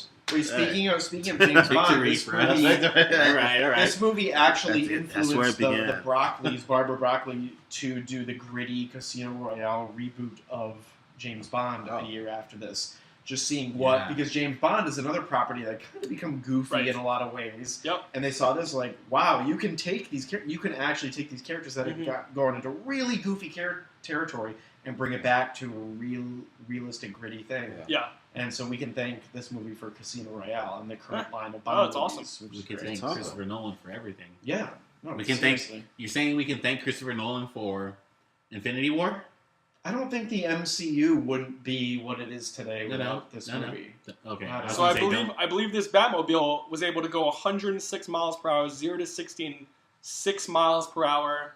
It was actually, the other huge, ones, right? the ones from the 90s were kind of We're jokes. gonna buy This one. was like a We're legit gonna thing. buy one of these one day, right? Yeah, I think it cost like For your $500,000. your old school San Street Diego races. street races. Yeah. Fast. The only thing I felt Like, Can you one of imagine these showing up shows to a with Fast and- Tumblr? Fast and Furious. Can this be the next Fast and Furious movie? Let's do a little crossover. Different studios, I guess. That's part of the problem. But See, the problem I always felt love was that I love that shot right there. Yeah. That tracking That shot push into his skidding out. into the tire. Man. Chris, what was the problem? the problem I feel is it's like I don't know if he addressed the wheel thing, but the wheels are all exposed. Just shoot the wheels out. That's the Batman. Unless they're like bulletproof wheels, which they Well, that's might be. why I wasn't sure if they actually addressed that. I don't know Right. if they actually. I think pretty it's thick. assumed. It's They're just probably assumed, pretty yeah. thick Also, tires. Yeah. The first time I heard about bulletproof tires was in 2005 with the movie Taxi. Mm-hmm. The Jimmy Fallon, The Queen Jimmy Latifah Fallon one. Yes. I don't know what in that movie is grounded in reality. Correct. All right. Hey, just so you know, Martin has admitted he's seen Taxi, I starring have Queen not seen that Latifah. movie. I saw Taxi at the Irvine. I will neither The confirm or Jimmy- deny I've seen that movie. The Jimmy Fallon movie from 2005 I was most into was Fever Pitch because I am from Massachusetts. I am a massive Boston, I went to UMass. Boston Red Sox You went to fan. UMass? Yeah. So, UMass oh yeah, that's right. Yeah, so I'm a Red Sox fan. That's So I saw them filming Fever Pitch around Fenway Park and everything while I was in Boston, and then it came out and it was a movie about Red Sox fans and fandom. So, anyways, Was Drew Barrymore in that movie? yeah, Drew Barrymore too. Farrelly brothers did it because they're I do from remember Rhode that Island. movie. So I thought this is very effective. How you saw Bruce Wayne. He's playing with his outfit, his costume, excuse me. But I thought it was great how you saw like him really just grinding down his little bat symbols that he throws. Him painting So the bat batarangs. suit, like Yeah. you really feel like you are going along for this journey with this character. Mhm. Whereas in other Batman films, it's just like, oh, I have the Batmobile. Yep. You know what I mean? You find out how he gets the Batmobile here. Yeah. Like this- And oh, sorry. Go ahead. Go ahead. I'm done. Quick comic book update on top of that. And I did have to look this one up. I did forget this, but Detective Comics 48, first mention of the Batmobile and Gotham. You know what most people don't understand is that you think, oh, things must have happened in a Batman comic or Superman, but a lot of comics originate in other comics first. Right. Action Comics, Detective Comics. First appearance of Wolverine is in Hulk 181. First appearance of I'm trying to think. Wonder Woman once again, All Star Comics number 8. A lot of first appearance characters don't originate like in their first comic because Oh yeah. they had to gain popularity before they could get their own issue. Well, I got a So question. So, interesting. like, Yeah. Detective Comics and Action Comics, do they have regular characters, or those just like they would just have new Well- adventures with new superheroes every week and see what worked and then spin them off? So from here's there? what's interesting. Detective Comics came out in March of 1937 with the first issue, up until Detective Comics 26, where we get the first mention of Batman in an ad. It was all crime noir. It's all crime.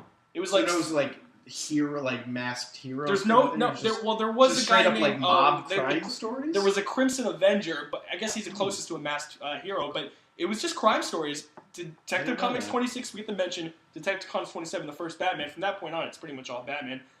Action Comics did have Superman in one story section of the first appearance, but there were other stories as well. Zatara. So that's an interesting question. But yeah, at least with No, Detective I Comics, didn't know that. Yeah, that's interesting. Yeah, but then they see what people really. Back then, how did you know what people responded to? You just looked at the sales for individual yes, issues you- and like, but- wow, this Superman issue sold a lot. Let's spin him off and do his Well, own thing. Or, here's you what's know? crazy, and I'll just switch to Marvel for a second here.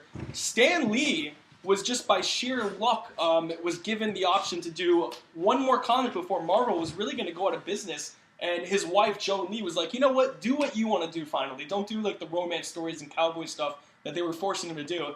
And that's where he came up with the first ever Marvel comic, Fantastic Four #1. And he didn't find out until a month later that it was popular. Like, for all he knew, they were done. They failed. Oh, But, back then, yeah. yeah, it took a little while to get Traveled sales a little reports. more slowly, yeah. Yeah, And so it was- so it's kind of crazy to think that Wow. it almost didn't happen. But, And talk about the first appearance of Batman. Yes. This is the first appearance Yeah. of Batman. This is and Batman This Begins. was used in all the trailers. He's trying to and, take out horror I'm film. getting a little too marvelly here, This I is think, in very the Batman book. horror. This is Yeah, I great. think that's a little blasphemy in a DC movie. Is it But the hey, shot? you Is know. this is a long shot. Is it this Blasphemy shot? of AT&T. No, not the shot. Here we go. Where are you? I love that scene. Oh, yeah. So so good. Where are you? So good. I remember that. I remember that from the trailer. I think. Yes. It was great. They Yes. had to. Warner Brothers had to use that in the trailer. You had to. So good. I marked out when they used that same trick Yeah. in the third one. I just Of want to him point out. upside down. Yep. And point out, where does the bat helmet and stuff come from? China. It's got to come from China. Mhm. Because they make the best stuff. So, pointing that out. I mean, I guess Christian Bale was always so uncomfortable in the suit and sweating and it hurt and everything. It's just like he funneled that rage into the performance of the character, Yeah. which is great. What is He's actually pissed off. Yeah. Didn't the wardrobe create a shirt that based upon something that Oh, it had like a quote on it. Yeah, like Yeah. it, you know, I'm it's so sweaty, it uncomfortable. hurts, and it I'm gives me a Batman. headache or something. I'm Oh, Batman. yeah. Now we know his name. I'm Batman. That works out too because he just headbutted. What's his name? Is that Falcone? Tom Wilkinson. Yes, that's yeah, Falcone. He just headbutted Falcone. Yep. But Oh. remember, You'll get the coke guy back. they had to purchase new helmets with the bat, whatever. Right, because it was breaking. Because it was They were breaking, cheaply right? made at first. So now essentially, you yeah. know that when he headbutted him, he was like headbutting him into the next century. Right. That hurt. Always loved this scene. Katie Holmes and the subway. It's striking Oh. endorsement for public transportation in a major city. Right?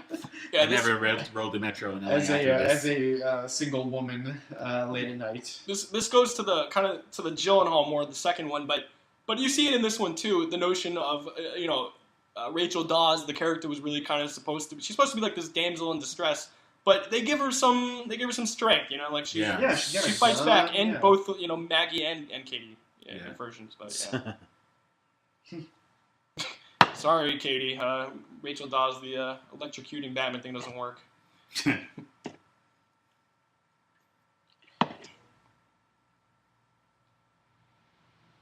Okay, like we all know that's Christian Bale's voice, though. I think I read that he lost his voice a lot of Oh, times yeah. actually doing that version of it on set. But, I lost my voice last weekend watching Oh, like UFC.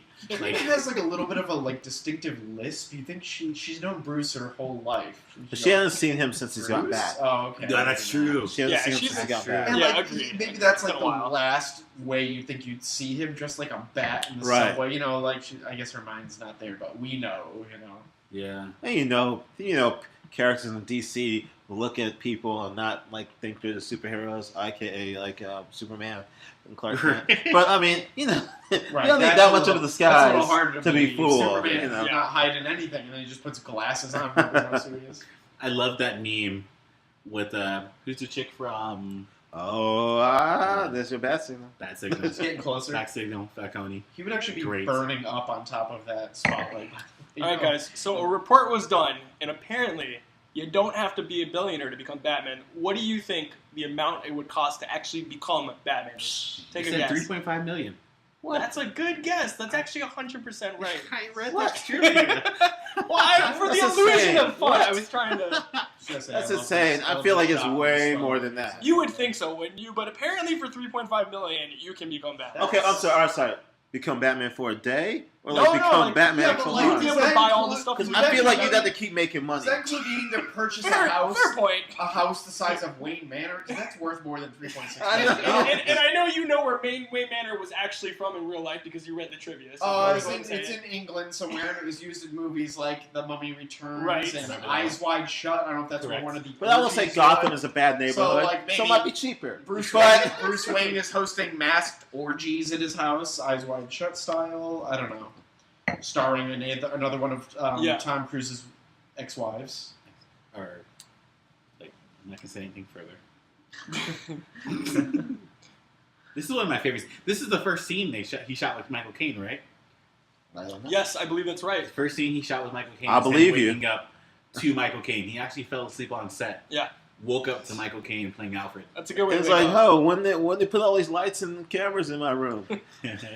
Now, I believe he gained we're like all 60 pounds for this heterosexual role, males, too. but like, do you think like, ladies like whenever there's like the shirtless scenes of Yes, Yes. they've mentioned they like Okay, that. Yeah. I mean, let's be Playing honest. kickball now. But like, Famous naked scene. Will Smith.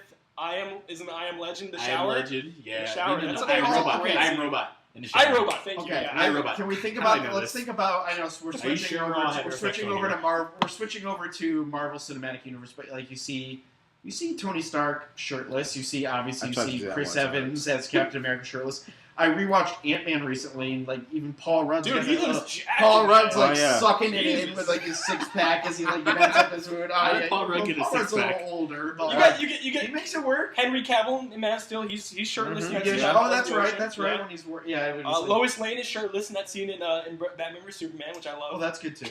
Yes, yes. As Well, Amy Adams. Amy Adams, very attractive. They gotta get women in these superhero movies too. You know what I'm They saying? get Yeah. some stuff in there for the Yeah, you ladies, gotta- 'cause yeah, these are Chris, movies you gotta- for you gotta show dudes. some Let's skin, be right? honest, That's these what are sells. like probably mostly for guys, so you gotta throw a little Yeah. sense. I look at Bruce Wayne with a shirt off and be like, what does my life come to?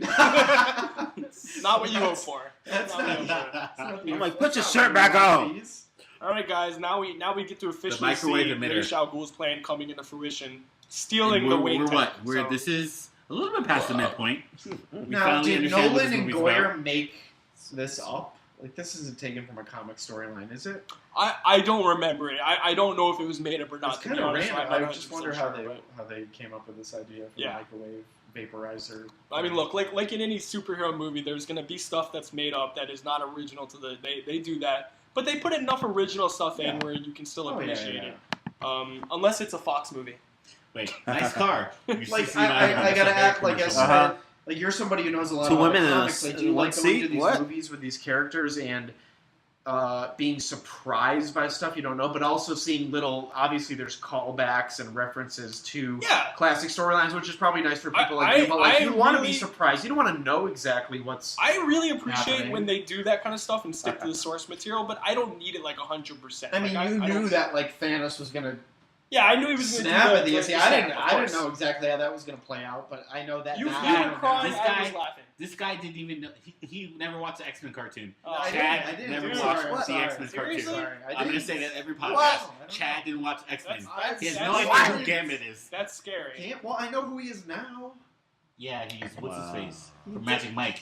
That's who he is. Well, he's going to be. Well, he's not yet. No, it was the guy who played him in X-Men Origins. Taylor Kish from Friday Night Lights. That Yeah. was Like your Southern introduction and to Gambit? throws like cards around. I don't know. Okay, guys. All right. The That's what I ultimate $1 million question, which people have asked since the beginning of time: Why has someone not tried to be essentially Batman in real life? Like, why is a billionaire or I mean, a you probably millionaire would be not spent breaking the a money? lot. There to do actually it already? was some guy You'd be who breaking got a lot shot. of laws, probably, but He was trying to be a superhero. He actually Oh, got seriously? shot in real Like life. He Elon- didn't die, but he did get shot. Wow. Yeah, some guy Okay, well, maybe stopped that's- some crime in an alley. But and did he actually have got $1 shot. billion in the tech to make like? I'm gonna Kevlar say suits no and shit? because if I you have mean- $1 billion, you probably have something else to do. I think Right. Elon Fair Musk is enough. the closest we have to maybe like a Tony Stark type right Right. now, where he's a billionaire and he's like investing towards science and like shit like that. And like, you know, Elon Musk all of a sudden showed up in like an Iron Man type flying suit. It I mean, would it could not happen. surprise. It wouldn't really surprise any of us.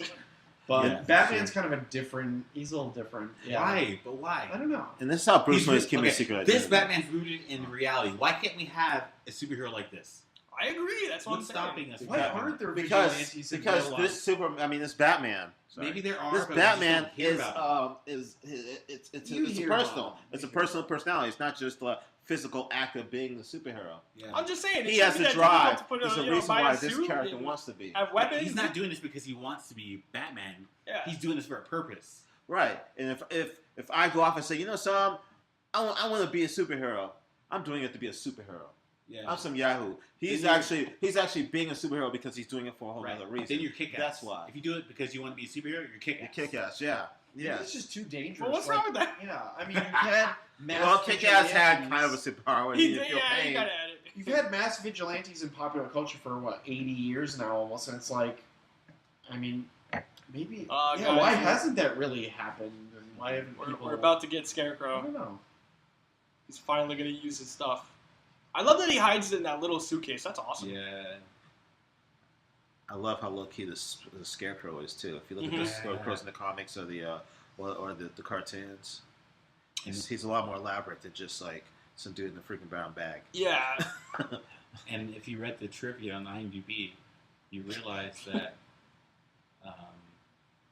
Nolan didn't want a mask for Scarecrow, right? Right, correct. You know, I'm sorry. It wasn't the glasses. That's right. It was the mask. And I just want to point out to anyone listening, we don't have this trivia physically in front of us. Nope. We memorize this shit for you guys. So I hope you appreciate this that. is the stuff we love. So, this is the stuff we love to do. I was on the tram at the Getty today looking at IMDb there trivia. Good for you. Trying to remember shit for the podcast today. I just rolled into here. I just rolled in. Yes, Chris rolled up. Chris was on a shoot today and just rolled in, and we started this podcast 10 minutes later. That's how dedicated we are. But see, we're saving you time. What's more enjoyable, reading through a list of 200-something items online or listening to us discuss it? Correct. While watching. We're filtering out the most, the dull things and presenting you the most interesting things. What you're saying is we're heroes. That's what you're saying. Okay, I've always loved this effect. Very scary. Effect when it the psychologically, shaking, the shaking, that's terrifying. And then like snap of your fingers. It cuts to this. It's over. It scares the hell out of you. Yeah. It's like a nightmare. It's like you're tripping balls. It's called the first corruption of the justice system, right there. Mm-hmm. Look at that. Yeah. Oh man, we really got the Dark Christopher Knight Nolan now. really I love it. cares about human beings. The more I watch all of his films, he really cares about. Right. I can also see the argument that sometimes his movies are kind of cold in a way. They're not maybe it's because they're not sentimental, but like he dives deep into people's psyche, the psychological side of it. You continue the relationship between Gordon and Batman. Yeah. Oh yeah, it's picking up now. You gotta wonder. I mean, what does he see in Batman? Like, what is it? What he really feels like he can do at this point? Or Gordon is Nolan or Golden seeing Batman? I think Gordon can see that Batman's like wanting to do good, whereas like there's so much corruption, and Gordon probably knows every cop under him is corrupt and everything, and he's like, wow, okay, this guy seems to be wanting those same things that I do. In reality, gone. Everybody wants to make a change, but sometimes we're just waiting for that hero. We're waiting for that person to come up and do the thing that we wish we could do. Is that why we care about heroes so much? Is that why we care about superheroes? Because they embody something that we wish we could be? Is that why heroes are so important to us? Who's his character again? What's his name? This is Mark Boone Jr., the actual actor. Yeah, his name is Mark Boone Jr. But in the movie? No, in real life. But in the character, it's not Harvey Dent, right? No. He doesn't come into the next He's mainly as a henchman. That's right. Love how you guys. For some reason, I remember watching the movie originally. For some reason, I got it in my head that he was Harvey Dent. I don't know why, because he kind of felt like a little bit to me. But yeah, he's clearly not him. That's a great character. I can't wait for our Dark Knight commentary.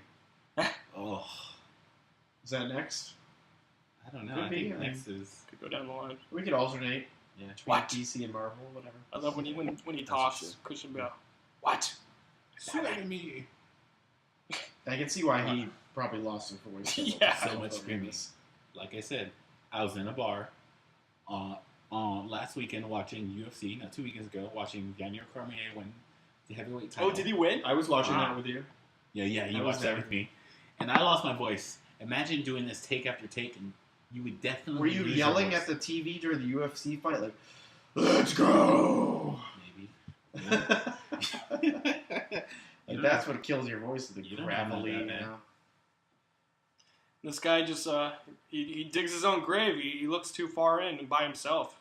It's dangerous, but and that's the point, right? If you look too hard as a normal person, you get shot in the back and thrown very literally, yes, and thrown into a lake in Gotham.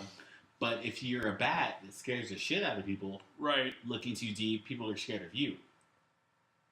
All right. So this is the scene. Is this the scene where he meets the kid? I think so. Where he meets Joffrey. If I read the trivia correctly, if you look closely, apparently there are a pair of Batman pants hanging on a wire. Yeah. I never knew that before, so I didn't know. I mean, we all know this is Joffrey. But I mean that actually kind of There's Joffrey. Here he is. Boy, no, There no. he is, little dick. All right, look for the pants. I don't see them, but they're apparently there.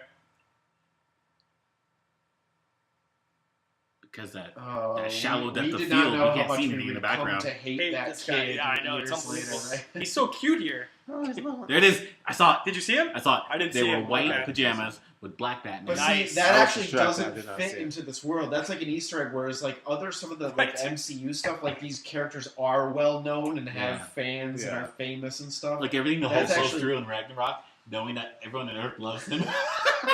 Yeah. No. Everyone on on that that planet loves him. planet, they're all Everyone like on Earth celebrating. hates him. Yeah, but I mean, like in this, like Batman's not really famous yet, so that one doesn't make much sense. But it's a little. And now Easter we're egg. getting the first, essentially villain This is- versus hero setup with this is great. Scarecrow versus Batman. This is the first time we see weakness in Batman. Yeah. Because we know weakness in Bruce Wayne. Right. But until this point, until Bruce tries to go against Scarecrow, we had not seen any type of weakness in him. So Chad was going whoa because we just saw Batman freaking destroy him. Guy in the Just bathroom. taking out Scarecrow's guys right now. Oof. Like the Oh, that- maggots and stuff coming out Yeah. of Scarecrow's face. Yeah, so we're all silent because this is the first time we've seen weakness in our hero. Scarecrow literally lights Batman on fire.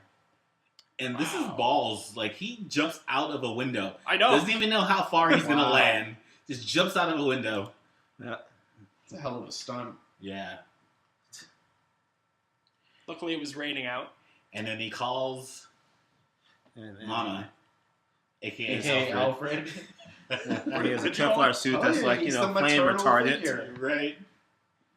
Though I think he would have, Now, the green burns okay, on his what mouth, time but of that day would do you not think be this is cute. like- So no, This is doesn't. like If this is like 3:30. I was- School just got I out. was like, I was saying, The if this school is just got on this is Gotham. any time after like 9:30 at night, Alfred's probably like in bed. He's like a 75-year-old man. He's like, oh my god, I gotta go out. Like I gotta get up. He's probably in bed at like 7 p.m. Alfred will do anything for Batman. This is I was post-retirement too, so he's been sleeping I'm for just saying, years, he's probably, and now he has to wake up all the Yeah. time. He Yeah. can clearly get up at 3 in the morning to save Ooh, little Batman. flash. That Back to the flashback to past. young Bruce. Damn, that's so good. I'm Nolan? tripping. Well, how come? Do you think Nolan debated having the line? I'm tripping balls, Alfred. I'm tripping balls right now. That's what's happening. Yeah.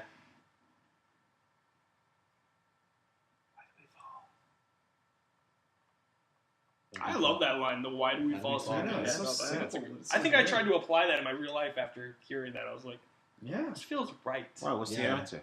Why do we fall?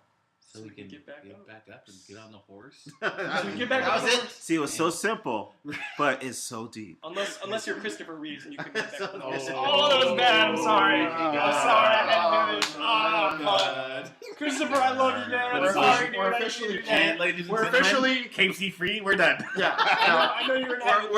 We're officially canceling our Superman the movie Canceled for You podcast that was scheduled to have. Ryan just ruined it for everyone. Canceled. Absolutely canceled. That's great. Uh-huh. I love this moment because you see, so this is Bruce in bed after he just got his ass kicked by the hallucinogens, and we see Fox, but we're kind of scared. Like, we as an audience, we love Fox, we love Bruce, but we understand that Bruce's identity is very important. But when we see Fox come in, we're like, there's that moment of hesitation, like, should he know who he is? Like, are we just laying all the cards out on tables? But within like 15 seconds, there's 3 allies in the same room. We understand that Fox. Yeah, the is, heroes are really coming together at this Yeah. point. You're right. Oh, then Katie shows up. And we go to fucking Katie. Oh, Holmes. Rachel. I'm sorry, Rachel. We're using Katie, real Rachel, name. same We're using person. character names. Rachel At shows least up. Katie's not as nagging as Pepper Potts. This is true. Pepper's concerned. Pepper is concerned. Yeah, that's not for concerned. shade at The Pepper. reckless Well, man's behavior. You know, I get it. I think Pepper could have played Rachel really well, to be honest. Gwyneth? Gwyneth. Could have been the role. nah, no, Nah. nah. I don't if I really bought that delivery by Katie Holmes right there. What, with the phone call? The assessment on the judges just by the moon. That's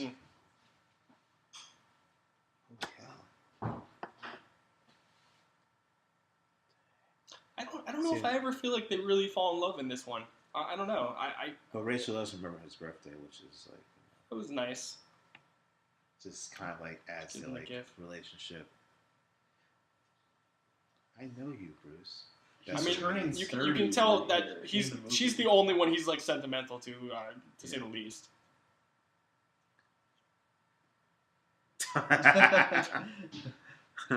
That's foreshadowing the Joker. This is I'm cool. sure I it like, wasn't, but maybe. I love hey. the secret Batcave. I Interesting. love the word. secret Batcave entrance. You know, I grew up watching the '60s Adam West show, and I always loved they flip the little that little marble head and hit the button, and they slide down and end up in the Batcave in their Yes. full costumes. Like, I love that show. That- So I thought that was super cool that they did that in this movie. Kind of a little.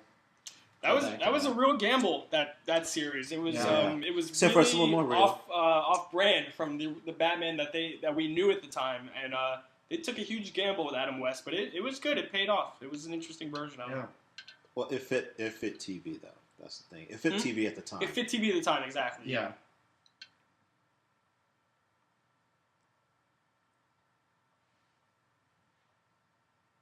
So now Rucker, or whatever his character is, Howard Rucker is starting to delve a little deeper into what's going on at Wayne Enterprises with Bruce.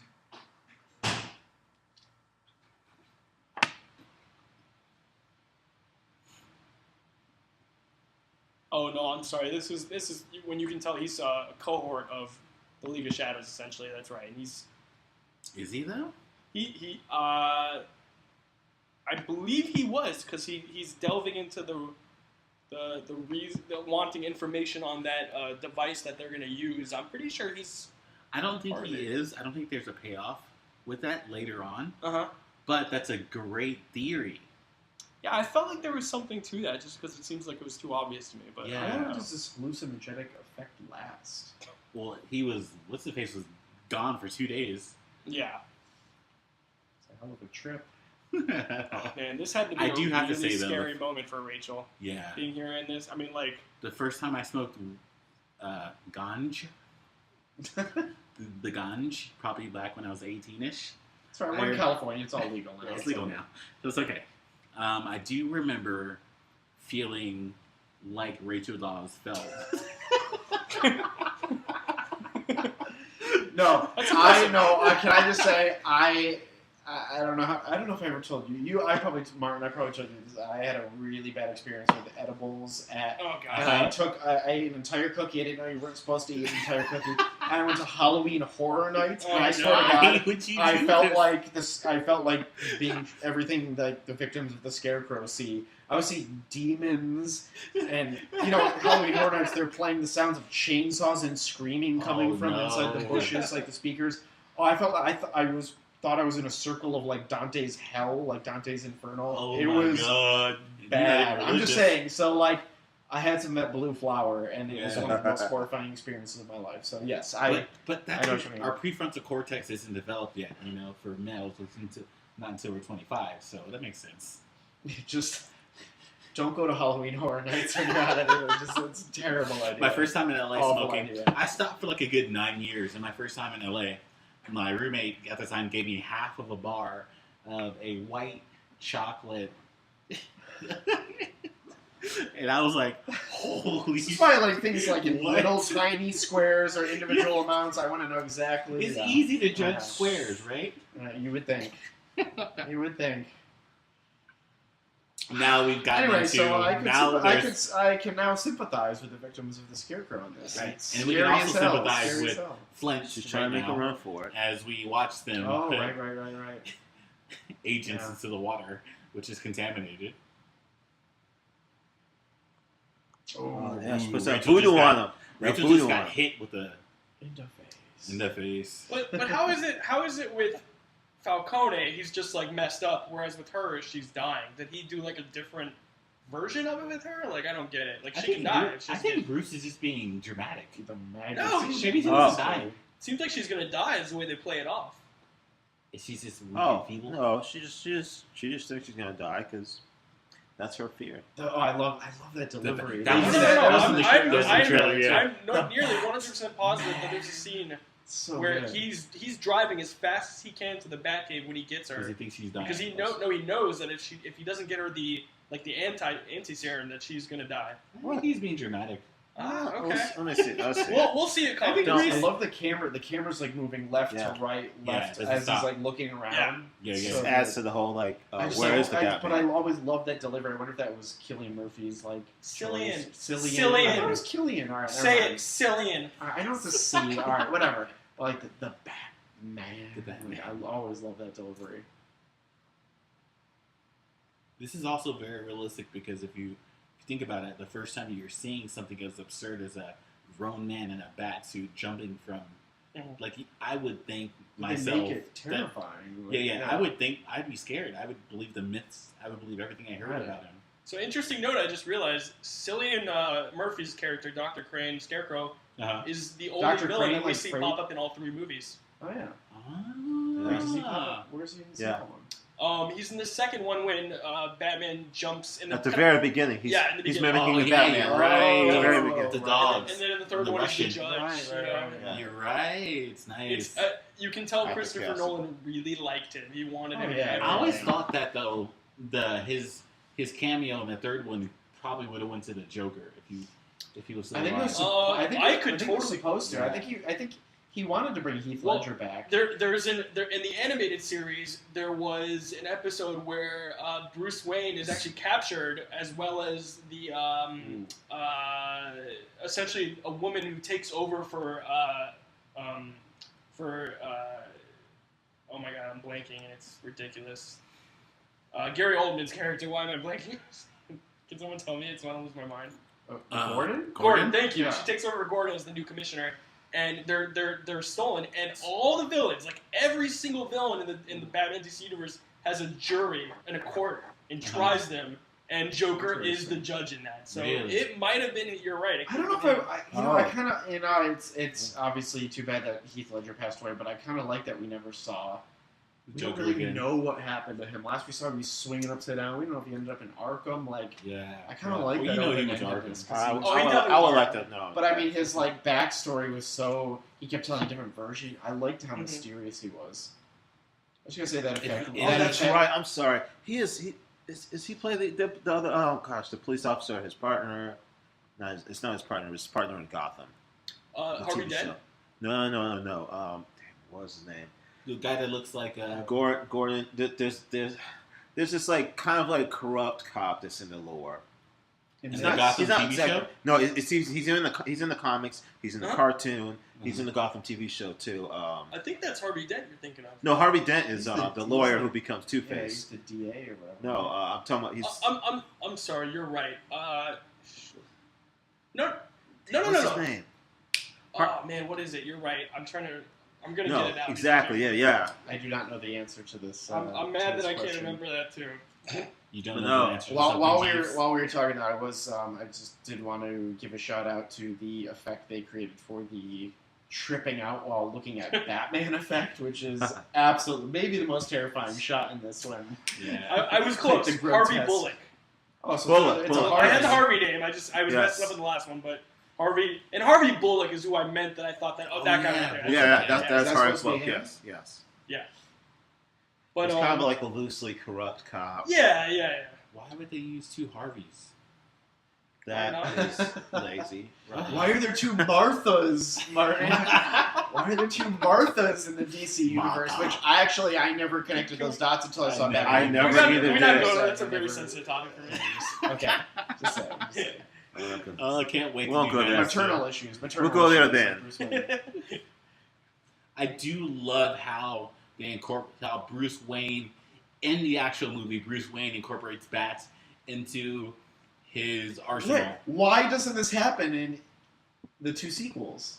How come this is the only movie where he like literally summons bats as a weapon? You would think. How cool is that? How fucking cool is You this? would think we'd see that. in The I'm Dark Knight realizing Rises. this now while watching this. Like, I'm see this going in to equally drop an F-bomb with you. That's pretty fucking cool. It is Right? fucking cool. So it's cool. He's Batman. You should control Ant-Man controls ants. Batman can control bats. Yeah. Well, one of those are lame. The other is amazing. I will say this: Ant-Man's not lame. That movie's No, not come lame. on. How dare you call it that? Ant-Man's not lame. I'm not saying he's Batman though. Cool. He's not Ant-Man's Batman. powers Understand? are He's cool. not comparable to Batman. No, I'm not No, gonna not at all. No, they're not. But two, he's using regular sonar. He's using regular sonar to summon bats. What other superheroes can control wild animals? Right. Black Black Panther Panther doesn't can. control fucking Aquaman panthers. can. That's true. Okay, Aquaman controls fish. Yeah. Yes. That's not real. What else? But that's just I don't know. power. He's using technology. He's using sonar to Wonder summon Woman bats. can control humans with the lasso of truth. Oh. That's true. She I mean, can- Kind of a like plus. animals who Alright. don't know any better, like they're being roped into a superhero plot. I don't know. This is great. He just Excuse breaks me. through, and Dude, he the just lighting breaks through here a is the same exact lighting as the interrogation scene between You're him right. and the Joker in the dark. It's like See- that green fluorescent. All right, it's here where I got the impression she's in deep trouble with her life. This is where he said she's fading, and that could just mean I just something makes me feel like there's more to this. And Rachel can't handle her drugs. Well, it might have been like a more lethal dose or Cocaine's something. one hell of a drug. She can't handle it. I gotta give me one of those. I gotta give That's me such a one of those. 2005 like. It is. That's a commercial. 2005 I reference. know. Oh Right man, there. nothing. The Hell Show was at the height of its popularity. Those Yeah. movie references all started. Let's be honest, with Arnold Schwarzenegger's like, "See you at the party, Richter." Like, Oh yeah, get to the chopper. Made One-liners. those. Oh, Arnold man. Schwarzenegger made those. Yeah, he made those, man. The bridge is out. Dude, I have yeah, not it's all been- Those right. one-liners. I have not been to Chicago since 1998, I think, or 96, and I would love to go back. Now, I don't know if you've seen these Batman movies. I want to drive on Lower Wacker Drive, where in like the Dark Knight, where the Joker. Yes, I went chases there. and I did go there. I've been there the last drive couple of this years. At night, you have to drive it Yeah. at night, though. You know, like I was out there at night. Yes, Yeah. I was out there at night under the bridge I where they haven't have been since I was a the kid. in the Yeah. Dark Knight where they have the Joker Batman face it's off. awesome. Yeah. I was dude. It's All right, guys. I gotta favorite- say, you can ask favorite Batmobile. Oh, I was gonna say favorite bat, like you know. This is yeah. the best Batmobile. The Tumbler is by far the I best agree. Batmobile because I it can do agree. exactly what Batman does. Right. It's armored. It's like practical. The sequel's one that adds the little what do you call it? Like Motorcycle this thing. Batmobile can jump from building to building It's pretty cool. in the shadows. Yeah, it can it's so cool. stealth. Like this is the best I Batmobile. was gonna there. say- Oh, go Oh ahead. wait, no, he does come out in the. Yeah. Does the bike? No. This isn't the bike. No, it's- he it's was that in the bike, Dark yeah. Knight when you didn't know he had added a motorcycle. I had no idea And that. the wheel starts spinning, Right. and then it just shoots out. The best I should- number that two ver- against the That wall. version. It's the I like that version better. Right. Yeah. Well, he improves it, but this is still pretty fucking This cool. is like- great. yeah. Just the fact that the one shot where the cop is looking up and sees like the tail end of the Batmobile skid and the tires, like right here, right there. Oh, that's Dude, cool. that's fucking amazing. Rachel Miniatures balls- is probably Rachel all- must this be is all tripping real. balls A lot right of now, this that's all I is know. miniature. He's not on the street. He's flying on rooftops. But It's then the greatest line ever. Nolan brings it the Wow. next step and through with the bat wing. It can Yeah. fly when it comes out of that Does alley anyone- with the spotlight. Does anyone know how he shot this? Like, what was he? How did he do this? What did it There's a look lot of miniatures. This is model This is work. miniatures, This is okay. model This work is right not here, bad. which is Yeah. amazing. I mean, they had a couple full size things, but they did. He wanted to and Nolan's always been like this minimized CGI. Dunkirk used model planes. That's like, awesome. For a lot of Yeah. those, like it's Really? amazing, and it works. People respond to that, like. Yeah. And I really think we're starting to see a turn back to practical effects. People are Right. getting a little overwhelmed with CGI. We saw Dunkirk together, right? We saw it at the We may have, Hollywood, at the Chinese. Yeah, I think so. Yeah. You know what? I take it back. I think I still may love the Batmobile from Michael Keaton's first Batman movie more. I don't know. There's just something so cool to the way God, Tim this Burton is so made that badass, Batman. though. This This one is is- awesome. I will Yeah. say, So is that badass. the one that turned into like a torpedo and they had to like Yeah, drop out? and I there's a like scene. that. There's a He's scene got I think in Batman countermeasures. Returns Right. where it like the Countermeasures armor in comes this. over it, Yes. It looked a little cheesy, but it was cool Dude, as hell. you'll Yes. never see a flipping vehicle done in CGI. I feel like even with the MCU stuff now, that's all CG. They don't even do that stuff anymore. Yeah. I want to see real vehicles flip over. I want to see real explosions. So you must be a huge fan of Michael Bay then. Like, You know what? I'm going to be 100% honest.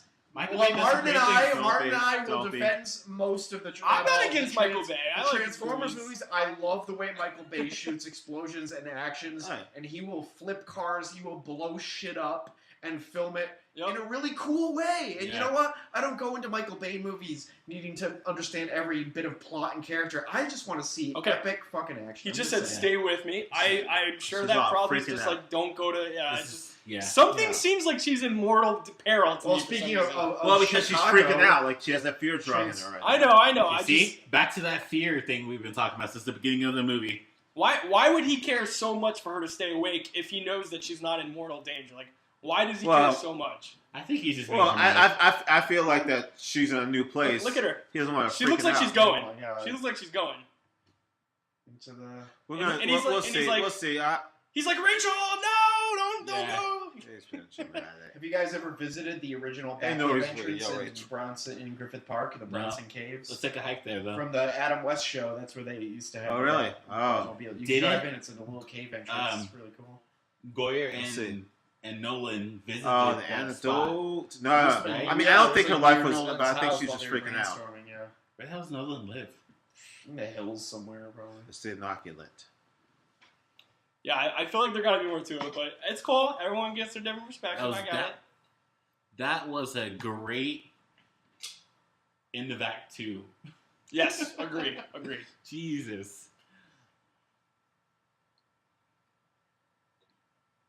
So now we get into the dialogue that tells us the background what the importance of getting that compound into the water is. Mm-hmm. But it has to be boiled or vaporized too. Right.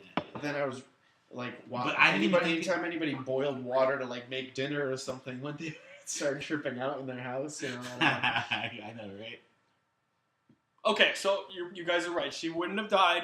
Her mind would have been lost, Yes. which Her to mind. me is like dying. Right. Makes sense. Not agree. Agree. I was wrong. She wouldn't have died. There we go. A seven. He's not even trying. He's not even trying to talk like Batman anymore. How does she not recognize Oh Bruce's no, you're voice now? right. It Right. doesn't sound as much. He's talking like Bruce. He's talking like Bruce. So right. He's not going. What, do you think this You is wake like up now. an era in Judgment in the No, movie? he's just maybe he's like, she's like so out of it, she won't remember this. Remember. He's Yeah. about to like trank. Yeah, he's about to trank her out. Anyway. Trank her. It's like, his voice hurt at this point. Okay, so His this throat now hurt, so. after we've seen Bruce Wayne literally destroy the city to try to save the girl he loves, Mhm. I'm gonna pose a question. When do we see the real Bruce Wayne? I think the only time we see the real Bruce is when he's dealing with women. No, you see the real Bruce Wayne when you're dealing with Alfred. When I he's think so. he's the little kid, right? Oh, He's a no, little I, kid. I like that Alfred. answer. Yeah, Oh, when I, he's dealing with yeah. Alfred like now. No, he's known Alfred his whole life. He's not trying to put on the. yes. He might try. Okay, he might try to convince Alfred he's better than he actually is. Yeah. So Alfred won't worry. But Alfred sees him first thing in the morning. He brings him his green shake, and he's all like sore and beat up from the night before. I think like, I agree. I think he that's sees the real the Bruce. aging guy, even though he's still But- only supposed to be Okay, 30 so in this. what- But, okay. As someone who's married, Chad, right. you in order to make a relationship work, there has to be a certain amount of vulnerability, right? I guess. I don't think he shows any vulnerability when it comes to Alfred. He only shows vulnerability when it comes to women. No, like Alfred sees him when he's all beat up and sore and stuff in the morning. When he wakes up from a night of crime fighting, and he But he has sees no choice there. his body is Yeah. breaking down, and Man, Here's- Sir Michael Caine, Alfred Michael really Caine knows almost how to cried. just tell him how it is. He's I'm about to like, cancel the party just because, hey, I don't give a fuck. Yeah. But now he has to. He's like, all right, I gotta be Bruce Wayne. I gotta be Bruce Wayne Alfred for is the show. person he's known the longest in his life. Alfred is his dad and mom at the same time. It's You're both. right. It's both. Right. Mr. Earl. I'm glad we weren't so fancy where we had 30th birthday parties like this. I know, right? Can you imagine if you're rich? I actually, and okay, I place gotta be out. honest, like my 30th birthday, I went to Six Flags Magic Mountain. I rode roller coasters all day. So That's pretty kept it extravagant. useful. What did you do for your 30th, Ryan? My 30th? The collector. What did you I do don't for your 30th remember. collector?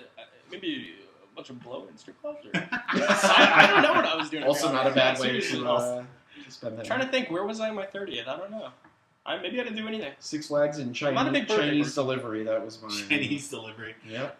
I remember my 25th or 20. No, my 26th was fun. It was my first party in LA. I think you both were there. We went to that party down in downtown LA. That was fun. Tried a bunch of unmentionables. What about you, Chris? No, 30th birthday was most part. No, I won't say most of it. Just the end of it was all blacked out. But but no, I did up Hollywood at the time. Yes, Nice. I did up Hollywood. So Bruce's 30th is him telling Fox that he has Bruce's to go Fox. back and manufacture The antidote. the antidote. Yeah, he's got to get it ready because it's shit's about to go down. Damn. It's going We gonna down. learn today. I think, isn't this the scene where Raish reintroduces himself? Yeah. It's coming up. Yeah, so This is the great. turning, well, I don't know if you call that the turning point, but like the serious moments. Because he about the thinks comic. Race is dead. Right. Yeah.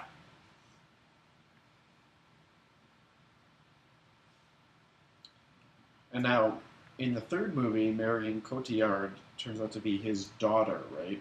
Yeah, Mhm. Talia al Ghul, first Talia appearance in al Ghul. Detective Comics 411.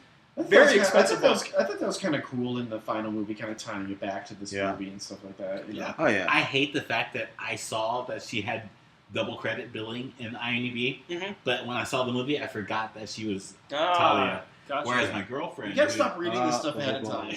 I know. Saying Martin was spoiled There he when the is. movie Oh. Split. No, we Oh can my figure this God. out. Via Yeah, because IMDb. Split Just was don't killed read. me. Don't read this stuff until after you see the Ugh. movie. Don't.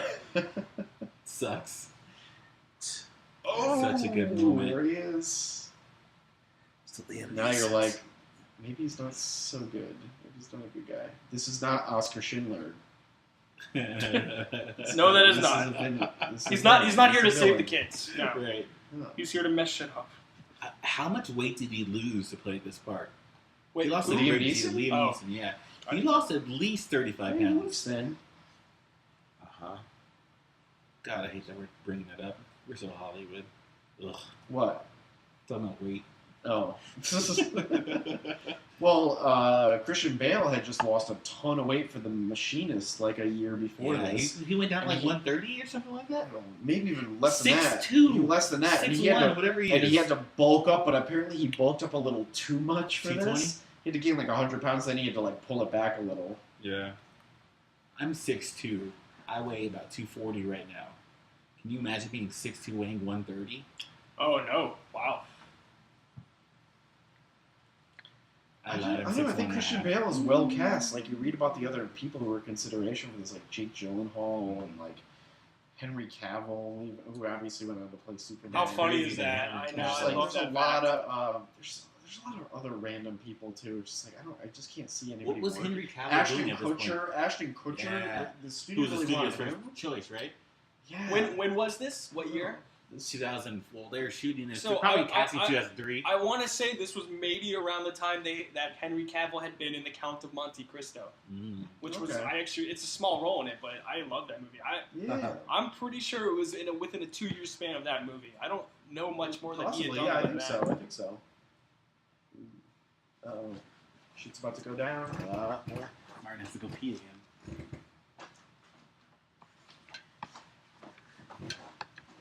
Are you peeing again?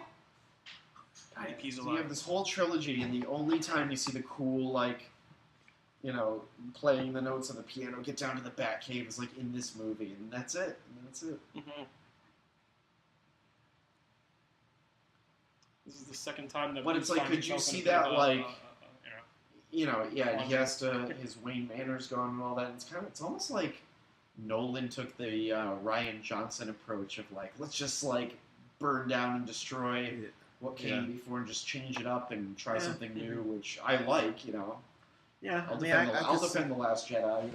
I don't mind trying some new and different things, but I know that Yeah, can really throw some people off. But The thing is, I say yes and no on that. Yes, I do. I do see how nice reset, like the stuff that's been over and over again, change it up. But when you just throw out the entire lore, As long as you stay true to some of the spirit of things. Yeah. I'm speaking in general, not in anything specific. I might be for Last Jedi, but hey, I liked it ultimately. Yeah. You got to keep people on the Hey, toes. this is KT free, not Jedi's. No. Jedis have to pay. Okay. You know, it's like, once again, with superhero movies, you get a villain in Ra's al Ghul who technically wants to do something good. It's just the demeanor in which they want to do it is a little over the top, you know? A lot of innocent people are going to die. Thanos wants to technically improve people's lives in the universe, but spoiler can't alert. do that by killing off half the universe. That's kind of new. Spoiler alert. Exactly. That's kind of new. Spoiler alert. I'm guessing everybody saw Infinity War by now, you know. I'm not gonna lie. Sometimes I wish, like one of my teachers in high school, she saw The Dark Knight Rises first before she saw any of the other two. Interesting. I'm envious of her because she gets to now go back and see how he became who he was and the decisions that he made. You know, this movie, it's interesting. This movie didn't do that well at the box office. Not nearly as well as 2 and 3. Well, no, those, because this It's the first one, no one knew about it. Yeah, but Spider-Man 1 with Tobey Maguire did huge numbers. Iron Man 1 this did only huge opened to numbers. about 48. That's because Spider-Man didn't have And this is not the 3 first other Batman. films. Yeah. It's not, but it is the first one in this series, though. Yeah, but there was 4 Batmans, and then the last Batman kind of like that we didn't. I did a plane crash into the ground. I just think noise. word of mouth generally gets the job done, and I would have thought there would have been a lot of word of mouth how great this movie was. A 48 million opening weekend is nowhere near like Spider-Man, which was 3 years before this was 114, which is and it went 80 overall. Didn't it do like 80? No, maybe 200 million. Like domestic. I thought it only did like 80. No, it was over 200 million domestic. All right, hold on, I gotta check that. No, it was. And, the first weekend. No, not opening weekend. Overall. The opening weekend was not great. It still made a lot of money. But it was word of mouth that got it up to that much. Yeah.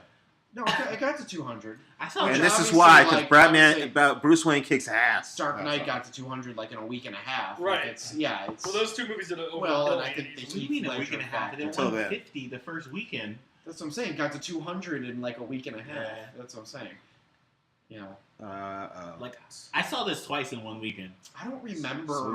I honestly don't remember the theater experience of seeing this. Oh, I do for sure.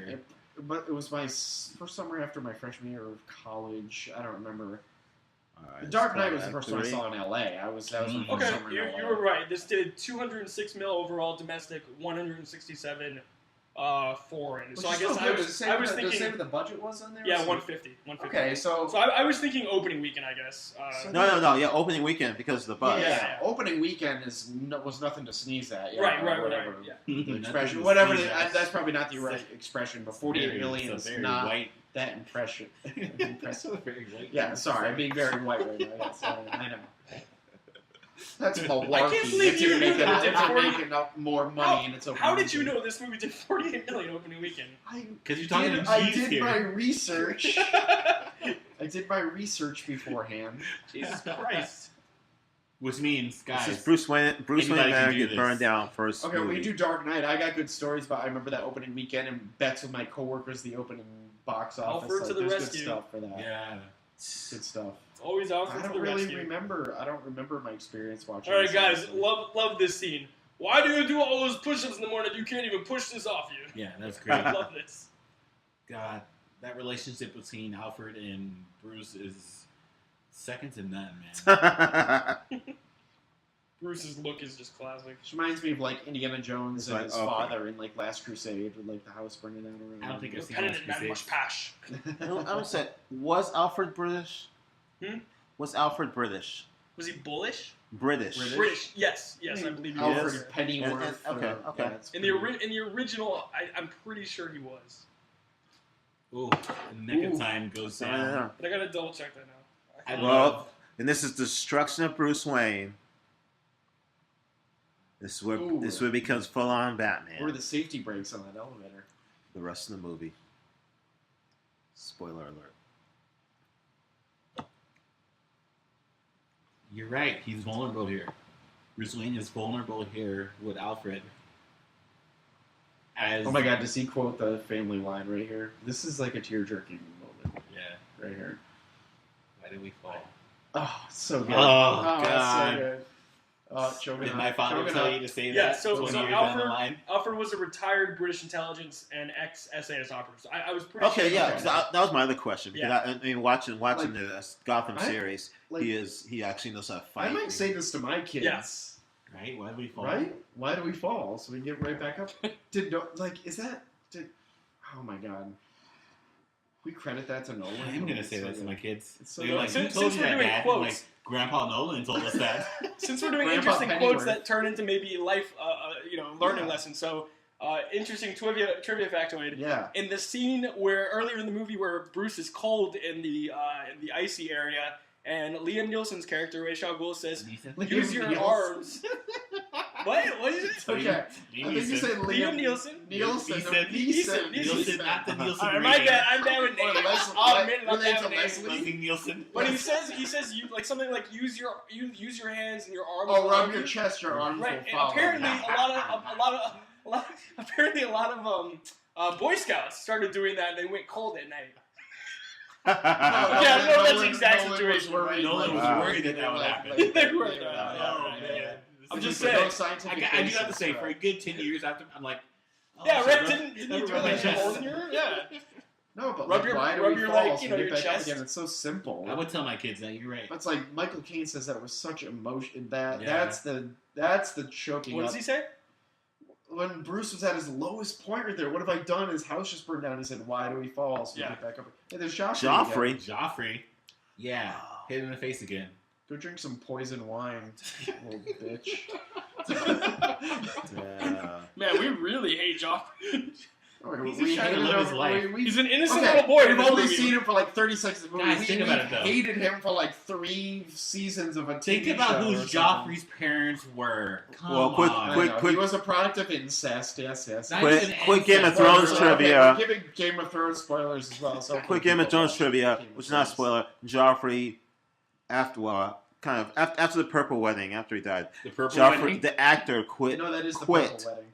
acting because That's right. because Did he That's go people on hate tape him so much. publicly? He's Yes, done. he announced it. He's like, I don't want to Yeah, act anymore because so many people hated him, like yourselves. Hated him so much because he did such a good job as Joffrey. So his name Joffrey is, sucks, but I don't even know his name. his But name, you know his what name, I'm his saying? name Hey, is Jack Gleason, I believe. No relation to Brendan or Domhnall Gleason, who are father and He son. obviously can't be a WWE wrestling star because people hate those guys forever and they still do it and they get paid less. Is this where we see the horse effect coming up is pretty good. Oh yeah, that's great. See, Gordon usually knuckling on himself. He's like, I'm not going to go crazy. This is a really good third act. But let Bullock Pretty do solid. it. Yeah. My favorite part in Batman cinema has to be when the bridge is falling down or going up, and there's no one left to save us, and then fucking the Batmobile just jumps the entire bay, and you understand that Batman's going to be saving the day right here. Mm-hmm. It gives me goosebumps every time I see it. Here comes the music again. Let's see, you know, Music. song? So good. And this is Suit up, also a suit throwback for people who've seen Dark Knight Rises. In this one, he tries to cut off Gotham City from the rest of the world by bringing the bridges up. Whoa.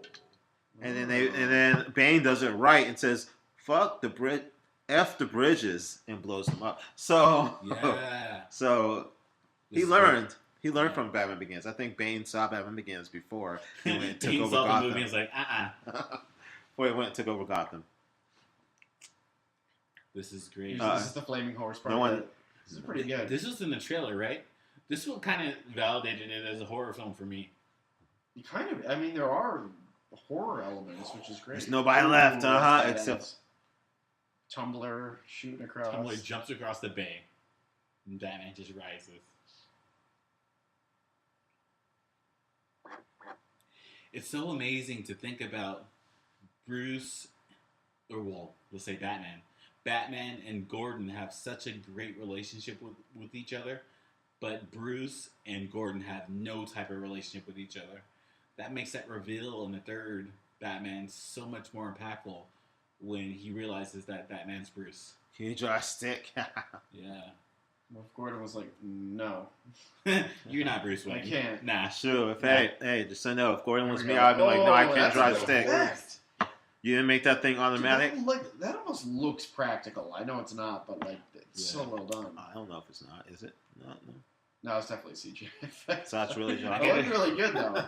I do have to say though, if Joffrey's character, I don't know, let's say Joffrey's character in Batman Begins is Bob. If in Batman or The Dark Knight Rises, if Joseph Gordon-Levitt's character was like, yeah, I was Bob back in Batman Begins, I would have liked that a lot more than the whole, I saw your face and I realized that you were hiding fear and blah, blah, blah, blah. No, so but you're a lot Batman. of people have had run-ins with Batman over the years. So it doesn't need to be the same kid. Yeah. But Nolan's so big when it comes to payoffs, though. You know what I mean? Like, But he didn't open it up for him? This is great, like him trying to Gordon trying to figure out like how to drive the tumbler. That's like, I mean, you gave him the keys. I would show him how to do it. Do this, do this, do this. You have I to gotta flip go. this switch. And Boom. Yeah. He figures that out on his own, or can't remember. Yeah, I mean, it's like he's He trying to figure out how to does, open the yeah. door. Like, why wouldn't Batman open the door for him? Because he's not a sensible hero, you know. Oh, You have to earn everything with him. you can die. At least tell me your name. He doesn't even sound Not like as graphically. Christian Bale or Batman there. That defines me. He sounds like he's been doing karaoke all night and lost his Oh, voice. she got it right there. Yeah, Finally, yes, she yeah, recognized Christian Bale's list. Well, Yes. it was not the voice; it was the saying. The That was saying, something yeah. Stevie Right, said right, to right. us, so that's what did it. That Two, moment, This though, is why is he so over here quiet. popping off what his secret identity is in the first movie? Come on. I hear you, Come man. on. This is so good. Oh, this is good. I love the so scary good. Batman effect of like the glowing eyes. as and someone mouth. Really good. as someone who dealt with identity issues as a kid, like my biggest moment was always when the mask came off in superhero films. Like when Spider-Man takes off his mask in the second one. Oh my god, that's like the best moment ever for me. Mhm. And when Rachel Dawes figures out who he is, Yeah. dude. So, question: if you guys had the ability to fly with that exact device that he has, the bat, his cape, would you do it?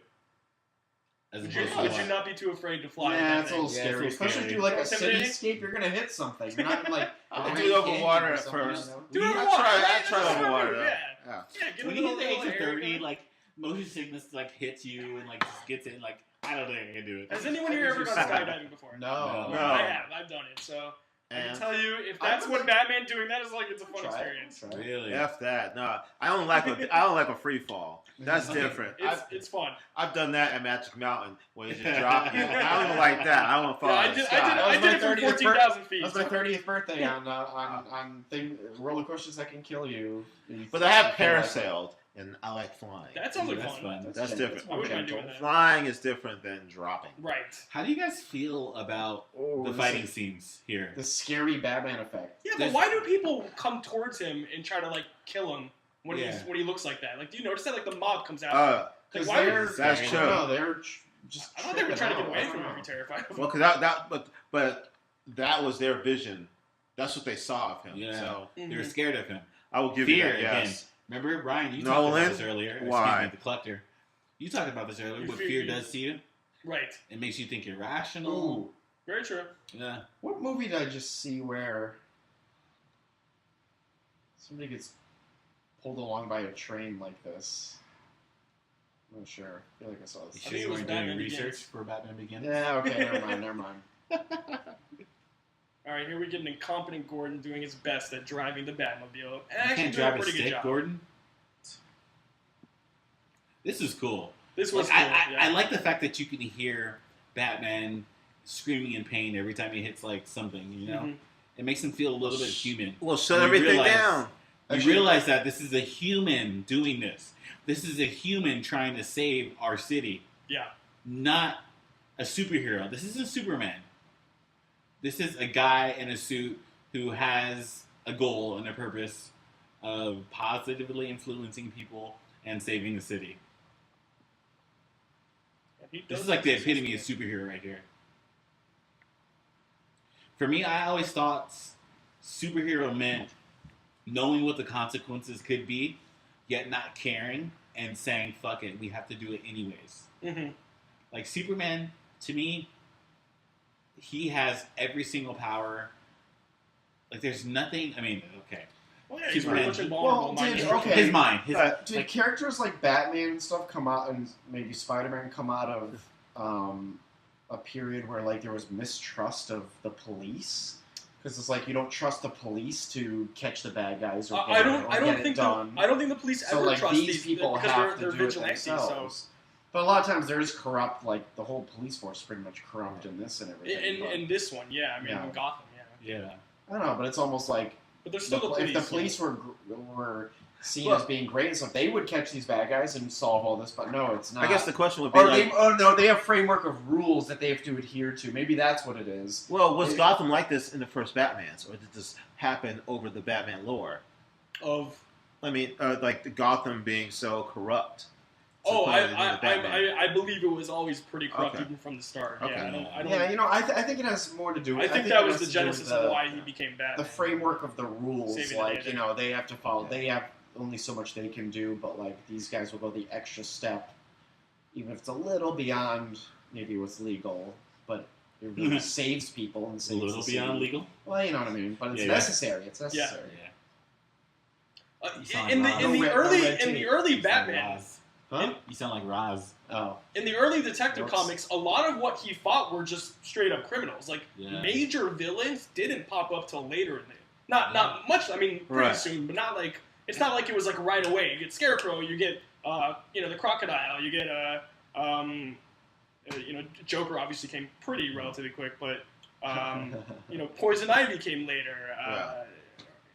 A lot of it was just like straight up normal criminals. So.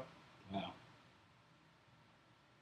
How good is like Gary Oldman's face as he's like figuring this out and like firing missiles into the thing? I'm just ready for him to say, "I will find you, I will kill you." Right? And, like that's pretty much Liam Neeson's That's Liam's catchphrase. Liam Neeson. This is such a good moment right here. Yeah, this is Batman like being noble. Okay, does he kill or not right here? No, he doesn't. He doesn't. He lets him die in a very noble way. But I don't have to save you. I won't see. Yeah. He kills right here.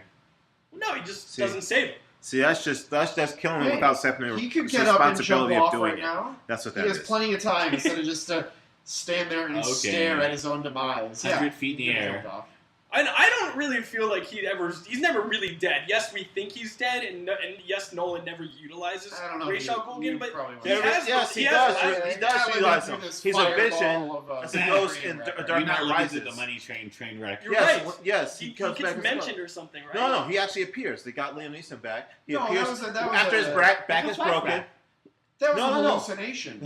You could say hallucination. You could say a ghost, but that was the mention of him. Yeah, but I don't think he ever really dies. I mean, he doesn't. If we're being honest, he doesn't pop up, but no one knows he's dead. Right? Yeah. No one knows he's not dead because his Nolan, daughter is. I mean, essentially, the Lazarus Pit can. Oh, he lives to his daughter. If you want to go all right, the Lazarus Pit. As long as he's not, I'm trying to think. As long as he's not like a crazy amount of damage. Like if he can walk away from something. Right. He can be Well, no. If they wanted to do that, they could bring him back. Yeah. Because yes, I don't know if Dark Knight Rises sees a vision.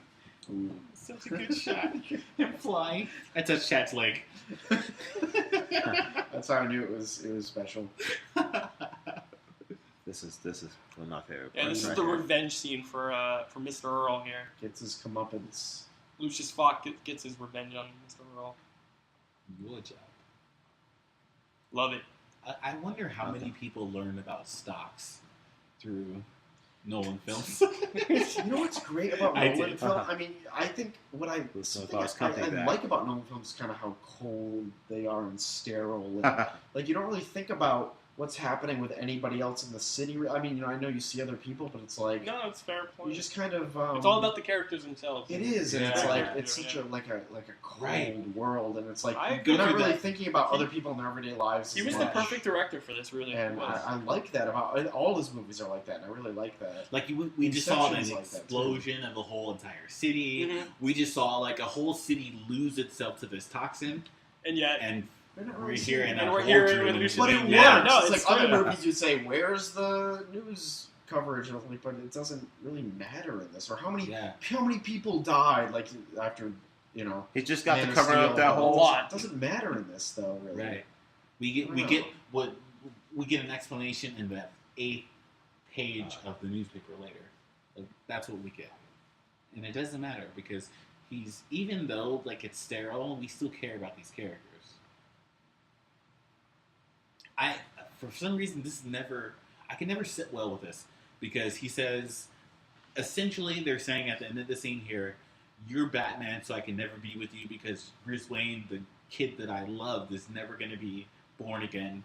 Yet at the end, they're holding hands, walking with each other. It's a bit of a juxtaposition, isn't it? Yeah. Are you seeing this scene? Yeah, in the scene here. If anyone else feels the same way, please comment. I love how Katie was side facing. No, I feel like it's so different. Like this is the scene where she she apologizes for like what she said back when he had that gun. Back when she slapped him. Yeah. Mm. She apologizes for that, but then he's saying like that's what made me who I am. Yeah. And then that's where it goes there. It goes, after she got her kissing. Right, she gets her kissing, and then she's like, by the way, I can't be with you. Yeah. See well, it's because she understands the job that he's chosen and has to do. He needs to be the city's savior.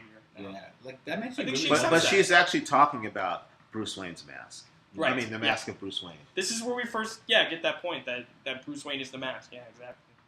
And he accepts it. And I just still really feel that she was a better Rachel Dawes. She just seemed more sentimental and real to me than Maggie Gyllenhaal. I won't say that. I do like her better.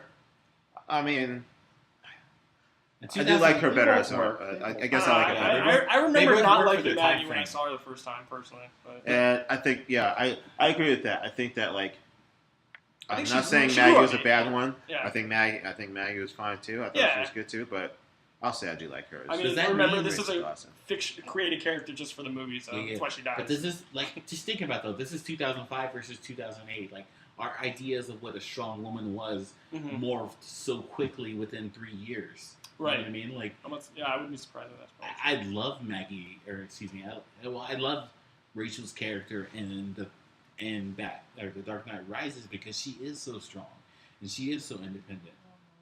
But then at the same time, I like Rachel's character here because she is very emotional and very motherly. So it's in 3 years, so much has changed. Does he rebuild Wayne Manor? He does. Oh, yeah, he does. Oh. You know, it's interesting. Of all the things that, in that moment, that Christopher Nolan could have chose to use to have him have that quick memory of his father, it was the doctor's stethoscope and the memory of him using it. And it almost makes you wonder, why did he choose that thing? And I don't know, maybe it was because a doctor inherently wants to do good and for the better of mankind. And in that moment, Bruce knows that's what he's about to do for the rest of his life. Yeah. I don't know, it's interesting. Just thought about that. Like, I don't know. I mean, I feel like that makes sense. It might be reaching, but it might make sense. I could be reaching. I can't think of anything else. So, hey. Crap. Yeah, that's pretty good. What? From the burning Wayne Manor. Oh, here we go. To the city. Signal. Oh, gotcha. Here's some serious foreshadowing. Signal. Almost lost my shit here. Now we're at the. I do remember. This is the a Joker good tease. cameo. This is like this is the tease of all teasers. This is before Marvel did it. Think about this. That's true. This is like teasing like the next big character. And this wasn't even a post-credit scene. No, this was subtle into the movie. They didn't know how this movie was going to do. They might not have been 100% sure they were going to make a second one. But like the Joker is one of the most famous. His most famous. I mean, I think if you're the studio network bigwigs and the director and everyone, and you're in that first screening before it goes public, and you see this, I think you know that it's going to be successful. Okay, who's in that first screening though?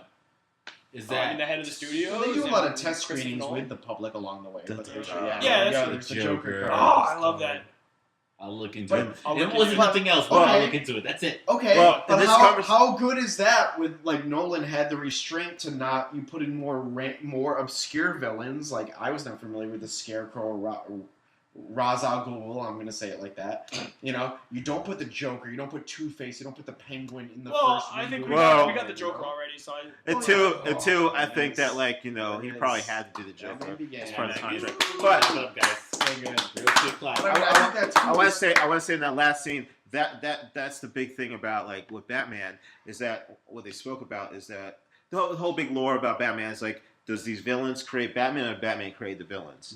That's Because a great question. villains ramped up. He was speaking about how like villains they have bullets, so the cops have bullets, so the villains get Kevlar armor, Right, they get right, like number two, armor yeah. piercing bullets, and so he's like, Like you're a jumping Bob from Kane roofs, without you're Bill jumping from Finger roofs, bullshit. and like just like a bat.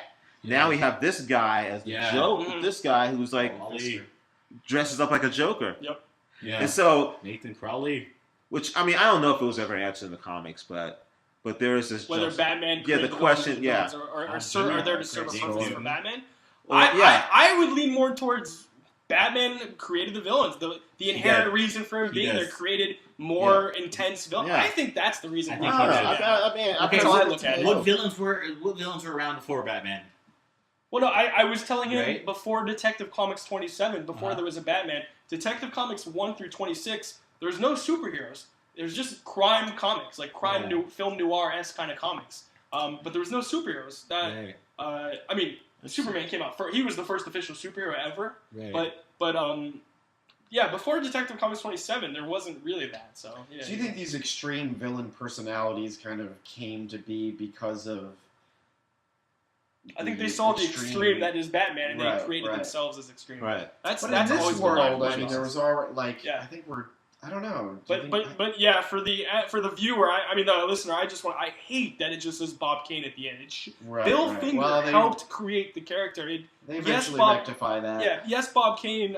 I know that they eventually started giving him credit, but it's like, yeah, Bob Kane created Batman. It was his original idea, but Bill Finger morphed him into the Batman. I hated when they did that, but at least they changed it eventually. Yeah. So I'll give a fun comic book sales quote. The most expensive Batman comic to ever sell at auction was Detective Comics 27, of course. It was a CGC 8.0, which is a very fine. It sold in 2010 for $1,075,000, and surprisingly, there is, as of recently, a 9.2, which I have to believe it if ever sold at auction would go for around $4 to $5 million. But maybe even break the most expensive comic of all time sale, which is Action Comics #1 at 3.2 mil. That's But crazy. yeah, but there are copies much lower grade now selling for about that. So Wow. if the 8.0 ever went for auction again, it would definitely sell for over $2 million, in my opinion. Wow. Yeah, a lot of money. I'm gonna take a deep breath after that. Yeah. So this is Good goal. the credits are running, and because we are Cape Seat free, and because we're all in the industry to some extent, we are going to finish talking through the credits. All right, I always stay to watch. I will credits. say I this. love watching credits. Although Chris sometimes goes to the bathroom through the credits. Before Sometimes the end movies are credit, long. there's no- These superhero movies get long these days. Hey, you gotta get to the bathroom. Listen, for Yeah. Iron Man, there was no post credits tease. They put that. See, nowadays that Joker tease would have been the mid credits or the end credits. Correct. Yeah, that's Yeah. true. Not in the actual movie. No. not at But all. yeah, I mean, Marvel gave us a reason to stay through Yeah. freaking Yeah. 5 to 10 minutes of credits. I mean, I always do that anyways because I love looking at the different jobs. Well, that's when there was a time to do it, just for the purpose Right, of that's where a lot, enjoying like work on it. like Martin said, us industry people, like I get, like Yeah. I understand the work that goes in. My name has been in some yeah. credit. The actual Last time I credits, saved my the name credits, comes. Chad's name was in Yeah, the credits. my That name, was amazing. my name comes near the end usually of the credits, but of any Sony Pictures Animation movies that you've seen recently. But it's but I like that. But I think you also see really cool things. Like you can see, especially near the end, like this stuff, yes. But near the end, like you can see like where it was filmed and the special thanks and like the. And the credit Things that that you were would normally give would be like licensed and- Sandwich Guy for crafty services. Yeah, you always can learn some interesting things. Like Infinity War, for example, like there's like, Arrested Development character licensed by 20th Century Right, Fox. right. Wait, what? And I had to look that up, and like you see Tobias in his Blue Man makeup, like in the background when they go to see the collector and stuff like that. And I was like, I didn't see that the first time, and like I don't know, you just learn really interesting things. And now I know a lot of people in the industry, I recognize names. I didn't know I know anybody in the credits of Deadpool 2, but some girl I used to work with at Paramount is the assistant to one of the producers. I didn't know that. And I saw her name in the credits of Deadpool 2. I was like, right, what? that's so funny. Like, I just know people now who work on things, and it's just... I remember watching... Cool. I was in Culver City at the... was it the ArcLight in Culver City where we saw Split? Yeah. But before that I saw... God, what's that movie? Ryan Gosling and... The Notebook? Drive? No. I don't know what you're talking The musical one. Oh, La La Land. I saw a guy that I worked with in film school. His name was in the credits, and that's cool. I shouted You never know. in the middle of the credits. Well, that's for those of Bobby! you listening who do not live in Los Angeles. This happens a lot. If you go like opening weekend or something, you go to like a. It doesn't even have to be one of the big theaters like the Chinese or the Dome in Hollywood. Like you just go to. You could be sitting through the credits, and all of a sudden a section of the audience breaks out in applause in a random part in the credits, and you know that's a group of people with their friends or something who know somebody, and they're like showing their appreciation. That happens a lot, and because obviously people here work on movies. But I do have to say, which is funny, is cool. I've experienced more genuine claps in theaters that were not industry related. Well, yeah, which is funny. Well, no, because wasn't it like a big sin at the DGA? You do not walk out at a Directors Guild screening. Oh, that's right. The credits are rolling. You do not, because those are all people who No, and that's the thing. Well, I learned in film anyway. school too. Is that the animation guild screenings and stuff like that. Yeah, you don't leave because the people there are the ones who a lot of them worked on the movie and stuff, and you show the appreciation. People put in years of their life into this, and you know what? Also, okay, if you're not interested in reading a lot, like just listen to the music. Yeah. If you really like the score of a film, like this is your chance to hear the extension of that score, like without being drowned out by sound effects or dialogue, and you can really appreciate it. Do you remember when we went to the Hans Zimmer? Yes. We saw Hans Zimmer live last year. Last year, yeah. And that was, you remember how we talked about, like, this might be 3 hours of your life, but this was 3.5 years from our lives. And it's like, whoa, that puts it into perspective. Like, 3 hours of a movie. No, that is true. Like, working in movies, you do think, like, when I hear like some of these big movies, it's like, yeah, we took 3 weeks to film like 2 minutes. Yeah, it's insane. Yeah. It's like I mean, animation now, you have to be a lot more. Oh, yours is worse. The details. We're talking about 5 animation's even worse. How long was it for Hotel Transylvania 3? That one was quick because it's a second sequel, so it only took 2 years, a little over 2 years. But yeah, the one I'm working on now is probably at least 4, 5, 6 years, I think.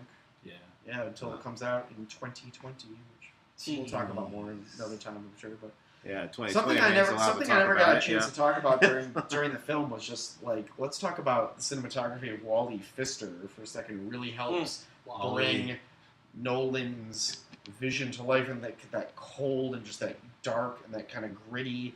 And I think he started working with him on. I think he did Memento and Insomnia, and he went with Nolan every film up until Dark Knight Rises, and then he left to go try his own directing career with Transcendence with Johnny Depp, which I loved. Didn't really work though on a commercial level, and he's doing. Remind me again, what was Insomnia?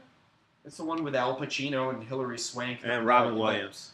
Was it Hilary Swank in the town in Alaska where the sun never sets? But anyways, Pfister moved on, but then Nolan found Hoyt Van Hoytema, who shot all his movies after Dark Knight Rises, he's also doing a great job. So it's all about the cinematography with Nolan for me too, which is amazing. I was a production design major in film school, so I look at what Nathan Crowley does for production design. It's just like he creates this entire world, whether it's on set or whether it's in location. It's like he creates a world that we see through the lens, and it's like a world you never have realized. So Christopher Nolan. Oh, go ahead, Chris. I want to say, was this based off of loosely based off Year One, Batman Year One? I thought I read something, but I'll ask you that question. Yeah, I don't feel like this had as much to do with Year One. I don't.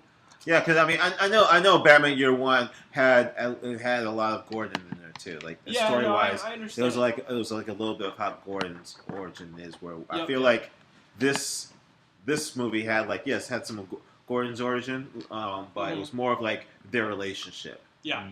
Not like Gordon himself's origin, but just how they became how they are. That's a good question. I feel like more the Ben Affleck version. They really went more into the Dark Knight kind of. Frank Miller-y, which I think is the Year One.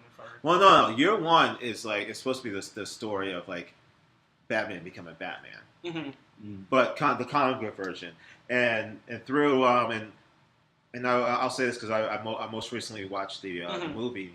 I mean, not the movie, the animated movie, animated movie Year One, and there was a whole big section of how like older. Gordon became this, and like cheated on his wife, and so he became a little more jaded, but then he's just like. Comic book character. He's just like a lieutenant guy who becomes who he is.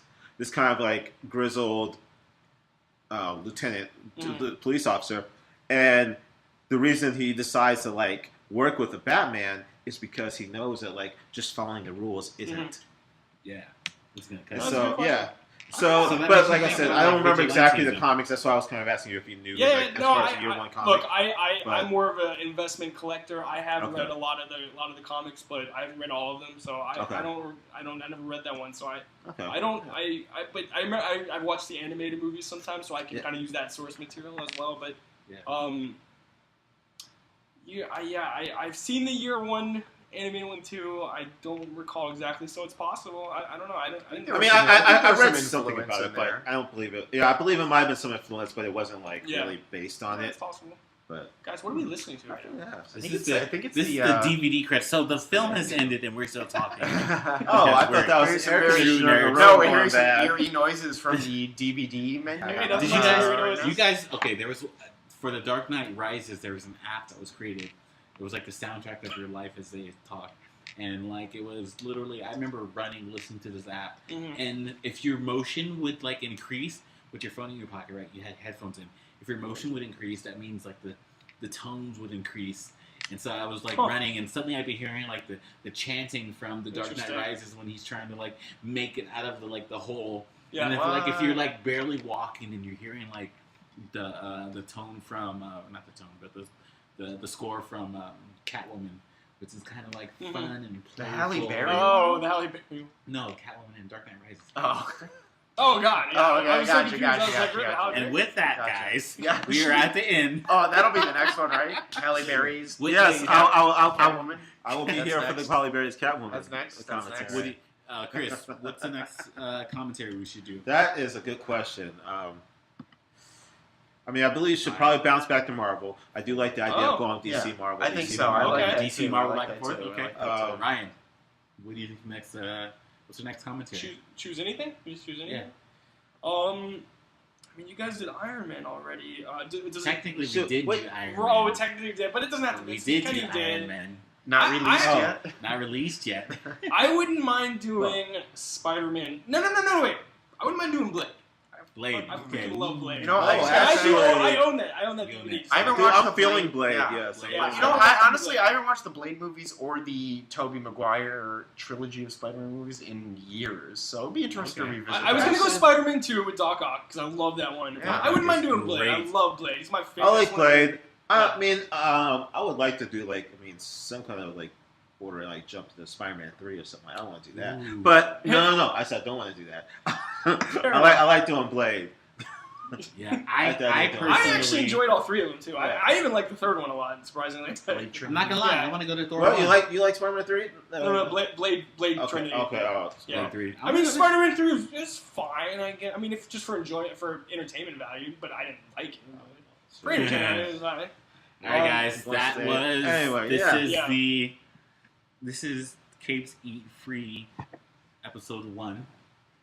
Technically, episode 1. Oh, okay. Oh, and you've joined us for over 2 hours and 40 minutes. 2 hours and 40 minutes. If you stuck with us through the whole thing, we love you very much. Thank you. You're dedicated fans. And we want to hear your comments because, like I said, this is something that we do for fun.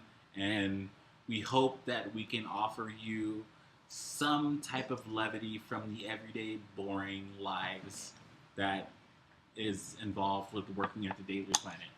And two, I'm not saying your life is just boring because you might have an exciting life, Right. and this may be part of your exciting life. You might be carouseling. But hey, come. I appreciate you listening to us. And information that you might not know of also. So it's Right. some fun information.